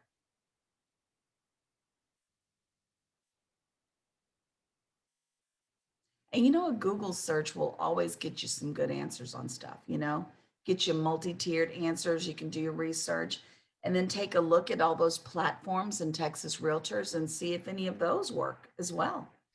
What about, is it common to use social media for commercial? You know what? I've seen so much business come to me via social media. It's sick. I don't understand where it comes from. I'm actually not a fan of it because I'm not on it all the time, but I have seen it. The only real issue that I actually have with it is vetting the person coming to me. You know what I mean? There are a lot of people in this world who just talk a big game and will waste your time. Because anybody can be anybody on social media. So that's a little bit of the hazard. You're going to have to learn to vet the people who come to you. Yeah, I have heard that. Yeah, right. Yeah, so sources are all over the place. It really is making sure that you've got someone who is legit. One of the quicker ways to do that is to ask for proof of funding, proof of ownership, you know, certain documentation to let you know that the people who are approaching you are legitimate, you know? Right. Yeah. Okay. Perfect. Don't forget to enjoy your break, my friend. No. Yes, my love. What are you talking about?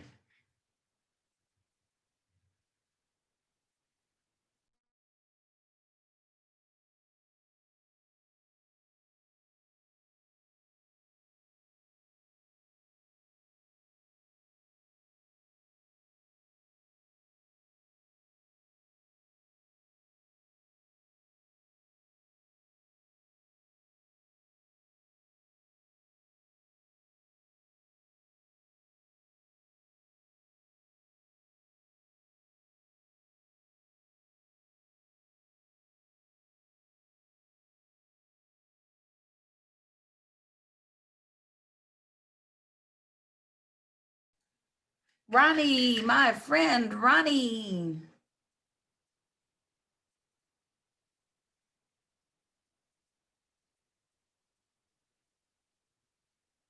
Ronnie.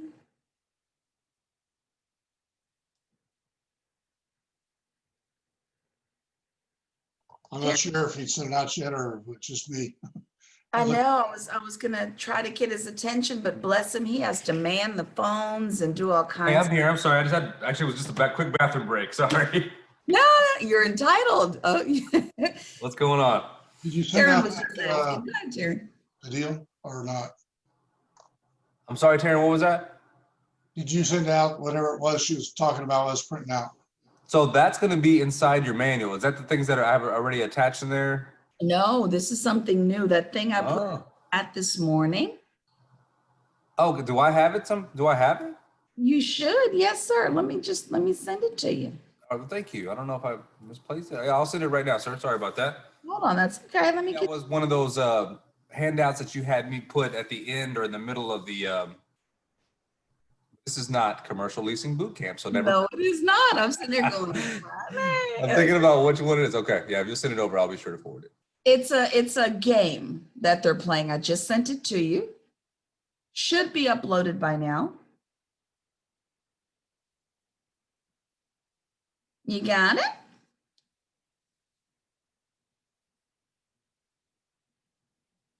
I was gonna say, I don't have it as well, so. Are you in HA? Oh, yeah, that's Quentin. Was that Quentin? Yes, it is. Awesome. Guys, it's in the chat for you guys to download right this second, and then I'm going to email it over as well. No, I didn't put it in the chat for everybody. I only sent it to Monica. Oh, sorry. Okay, then I'm emailing it right now.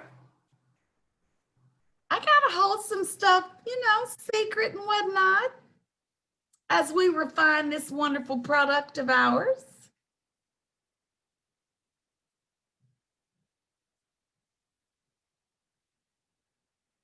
I really want some sorbet. Oh my goodness, that picture just looks so cool and wonderful.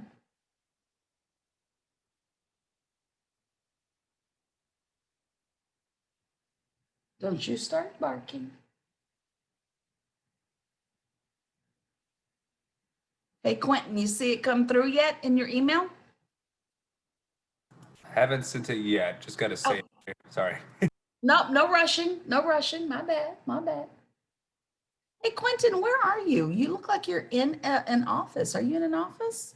Yeah, I'm in my office. Oh, cool. I'm all office-like.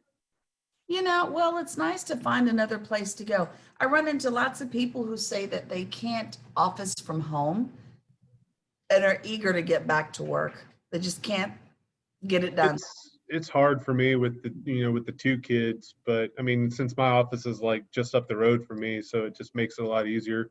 Matter of fact, I came here yesterday to read my book or read through the book here. Did you? So, okay. So I'm up here a lot and just makes life a little easier. Well, especially if it's close, that's pretty cool. Yeah, no But complaints. I'm like, you're not at your home, you're in an office. Okay. Mm-hmm.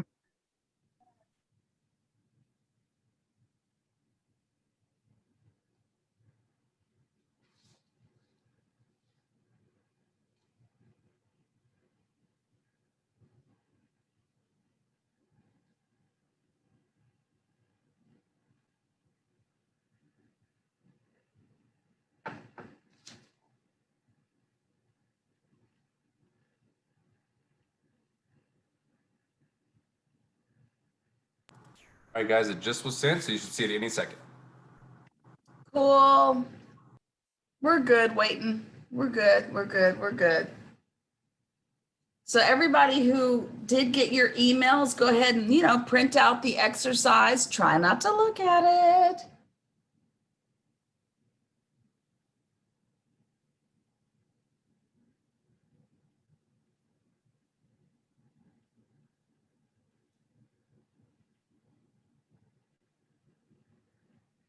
And Quentin, let me know when you see it pop up in your email. I'll use you as my guide there.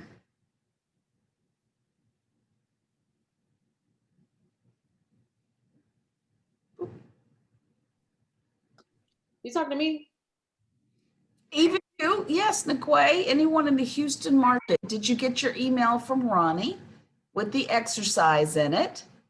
Just I received. got mine. Awesome. Go ahead and print. Try not to peek at it if you can. Don't do it. Just print it. And you're going in breakout groups in just a bit. So even if you didn't manage to print, at least you'll be with your group and can still get it done.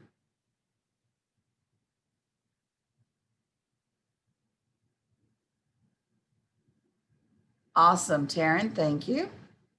Give everybody a minute or so to print the exercise out or print the game out.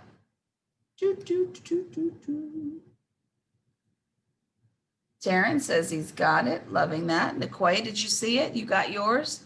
Quentin, what about you? Awesome. I'm printing mine right now. Good, good, good. Thank you.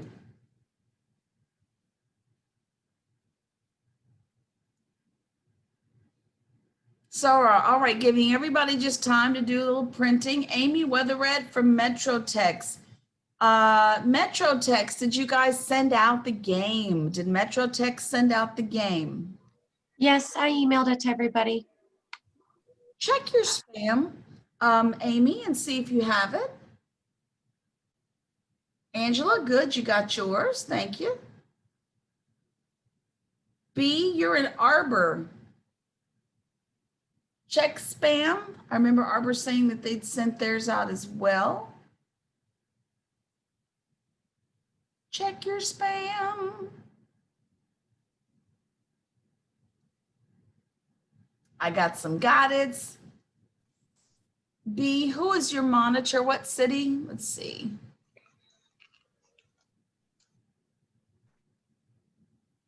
I see people have it. They got it. They got it. They got it. Awesome. So we're going to creep our way into getting there. Okay, so the monitor from Arbor, are you able to resend to B? I'm still looking for it. Let me put it in the chat for you, my friend. How are you listed? In chat? No, in the participants list. There you are, Monitor Arbor. My bad. Let me send it to you. And everybody still has a minute to kind of get this out, but this is not something I put in the chat. This is something I sent specifically to your monitors. Here it comes, Arbor. Bam.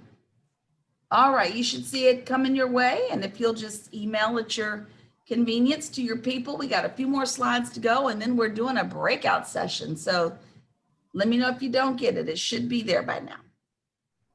In the chat, it's in the chat. I've got it. Amazing. It's going to take me a minute to move monitors though. Okay. You're good to go. We got a couple minutes to go and then we're doing a breakout session because everybody in the room needs to get away from me and do something together as a group. So back to your reminder. Again, I did skip ahead for anybody who's trying to ding me on that page number. I'm telling you, I did my best to get you the right ones. But market efficiency and then substitutions comes up. Substitutions is an issue here. And the fact that no two properties are identical is why commercial real estate markets are inefficient. Just kind of an FYI, it's not so easy to substitute one building or property for another. That is part of your exam. So substitution for one building over another, not such an easy thing to do. Even if you've got twin towers, they're not the same thing. Let's see, I got some pictures up. This is the Petronas Twin Towers in Kuala Lumpur, Malaysia. Who's ever seen these buildings in Vegas? This is the Wynn and the Encore Resorts. You know the history. He built one for the wifey, right? Does anybody want to marry me and build me a building? Just asking, you know. I think he built the Encore for the wife. The Wynn went up first, which is the building in the front, and the Encore went up in the second for the wife several years later. So they weren't built at the same time. They're beautiful bronze buildings if you've ever seen them. And then we've also got I can't say it, so don't ask me to. The Pasqualata Yacht House in Balneario, someplace in Brazil. These also are twin towers, but they're not the same. They can't be substituted easily for one another. And the weird reason is, consider the coffee market. If your favorite flavor of coffee is not available at one location, you can probably go somewhere else and substitute that sucker. No big deal. Get your coffee, knock yourself out. But when we're looking at commercial real estate, one of the things that gets mentioned is that even the dirt the building is standing on top of is different. And your building could easily be standing on top of dirt that's got different characteristics than the dirt over there. I'm not that deep into what I do, but one of the reasons is that they're considered unstable is even the plot that they're standing on is different. It's a different parcel. It's a different lot. It's not the same dirt. Bottom line is it won't ever really be identical. So market efficiency and substitutions are a little difficult, but they're saying that you simply cannot identify another property at a different location as identical as a substitute for the one you have. You can do your comps, but just don't consider it identical. That was your snack. Now, I'm about to put you all into breakout groups. You all have your activity, and this is your time away from me. What we're going to be doing is you got a bunch of words on the page that look like, I'm sure, how you're feeling at this hour of the day. But if you all manage to come back at the end of this exercise and you get them all right, you get an extended break. That means you can return phone calls, you can return emails, walk your dogs, get a better snack, but you get an extended break from me. John's going, thank you. I built this in over the weekend. Only a couple of people knew I did this, but it's Monday. It's hard to sit in an 8-hour class on a Monday. Too much stuff is going on. So we built in an extra break if you guys can get together and unscramble these words. So let me put you in your breakout rooms. Let me get about 8 rooms together. If you have second devices, they don't need to go in. And our monitors, you don't need to go in either. Here come your invitations, and a couple of you may find yourself moved just so I can balance out the number of folks in the room. So take about 10 minutes and get to unscrambling. Accept your invitations.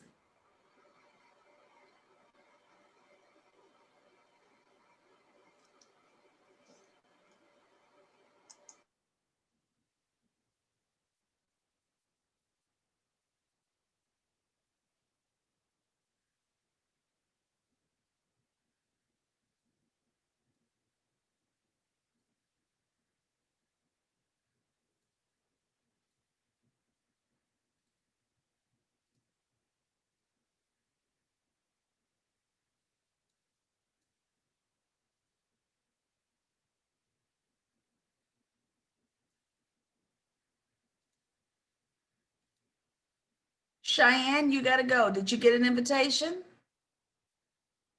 20, accept your invitation. She's on 2 different screens. Oh, is that a second screen? I apologize. Yeah. You're good. Okay, gotcha. Thank you. Get the monitors all up on it. What? Raymond is also a secondary person. Thank you. Oh, I love y'all. Love the monitors. Thank you. Did you get my chat, by the way? I see it. I'm looking at it right now. Okay, good. Let me find you. There you go. Co-hosting you now, my friend. Bam. Gotcha. Doing my best to look at all 40 screens and the cell phone, honey, but I got you. All right. I'm going to leave them to their own devices for about 10 minutes because it's not an easy. Okay. Yeah, it's not easy. So I am going to sign off. I may be back in time to jump back in at the end of the class, but Anna is here if anybody from Metro Tech needs her. Awesome. Hey, Anna. You're taking it easy right now, and we'll see you later. So have a wonderful afternoon. Thank you. Welcome.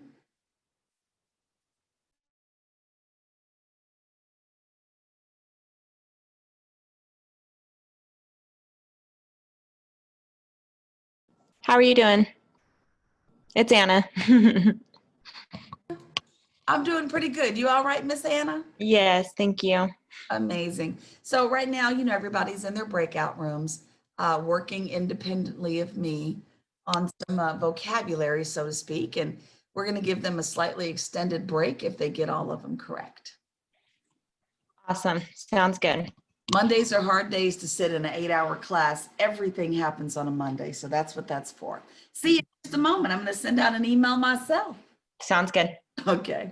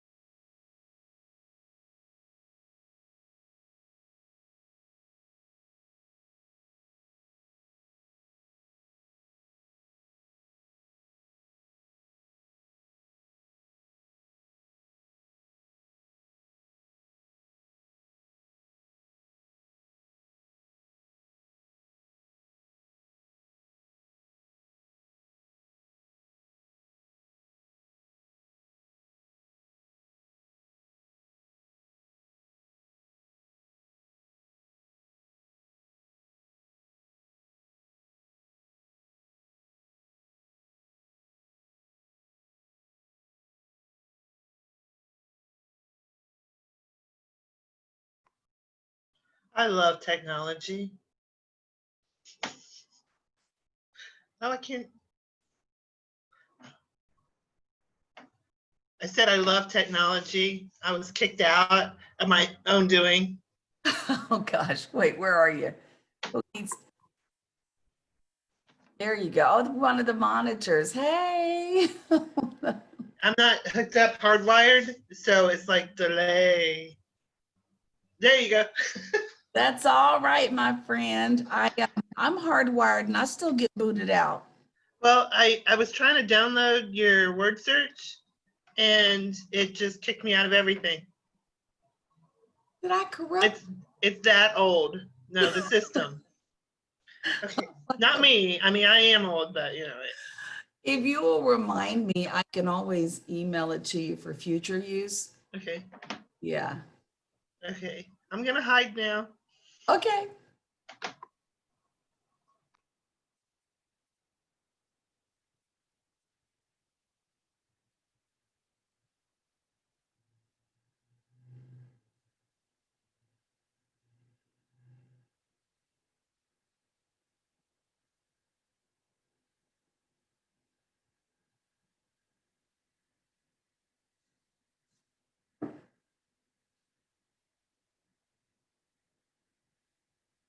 Guinea, what are you doing down there? Hmm? I see you over there. Looking precious. Yeah.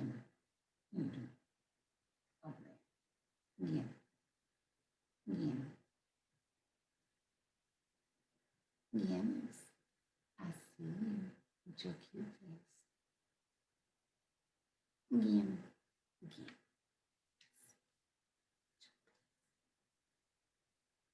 Uh-oh.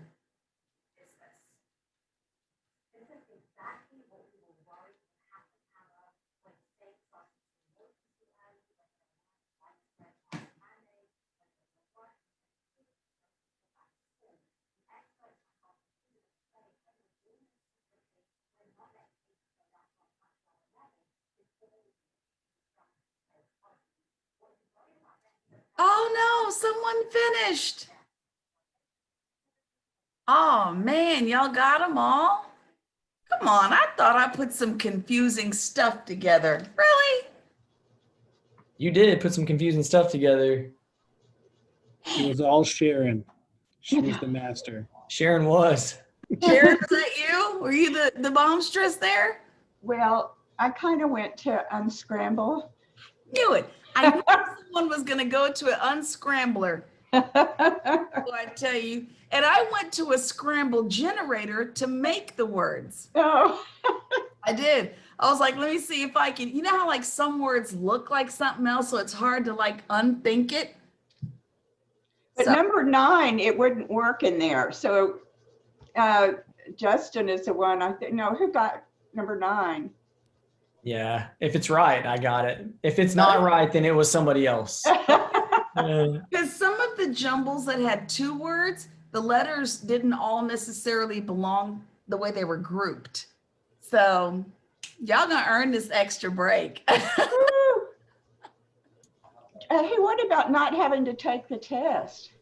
No. Look at Sharon. Oh my God. You know, just a couple of extra answers for the test would be nice too.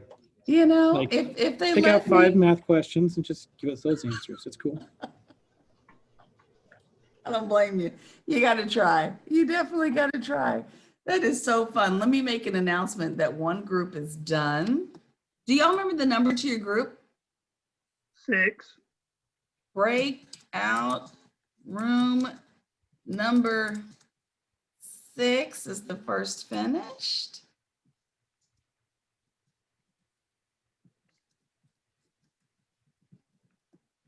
All right. Be pulling y'all back soon. That's amazing. Can't believe. Sharon, you're supposed to be my, Guinness, be quiet. Nope.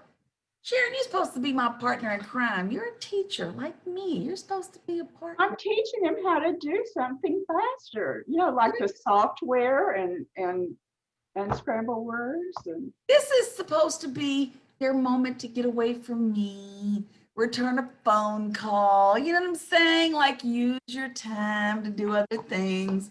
You just know that's what happens in these breakout sessions, you know? Really? I've seen that a lot of people actually participate in the group activities, but if stuff lingers too long, they'll get up, make a call, which is fine. It doesn't bother me at all. Oh, look at folks running back in the room. They're feeling some kind of way. All right. Let me Our group finished our group finished like about 10 minutes ago. We were just chatting. We didn't know how to get back to y'all. We were afraid we were getting in limbo. So we finished a while ago. I think we were probably the first ones finishing, but we just didn't know what to do. We're just chatting with each other. Let's see what's up. Let's let everybody else get back. I've got the rooms closing in 39 seconds. Y'all are so fun. I can't see straight. Yeah, we've got some folks in room 5 that need to come on back and some people in 4 and 3. So there'll be 4. So, all my power went out at the house. Who is that said that? Is that Peggy? Yeah, so I finally got back in, and that's how I'm back in with you. So I mean, everything went off. And so I'm on my cell phone now. Now, don't forget, there are some people who will go sit in the car and use the car battery to keep the stuff charged up. So as long as it came back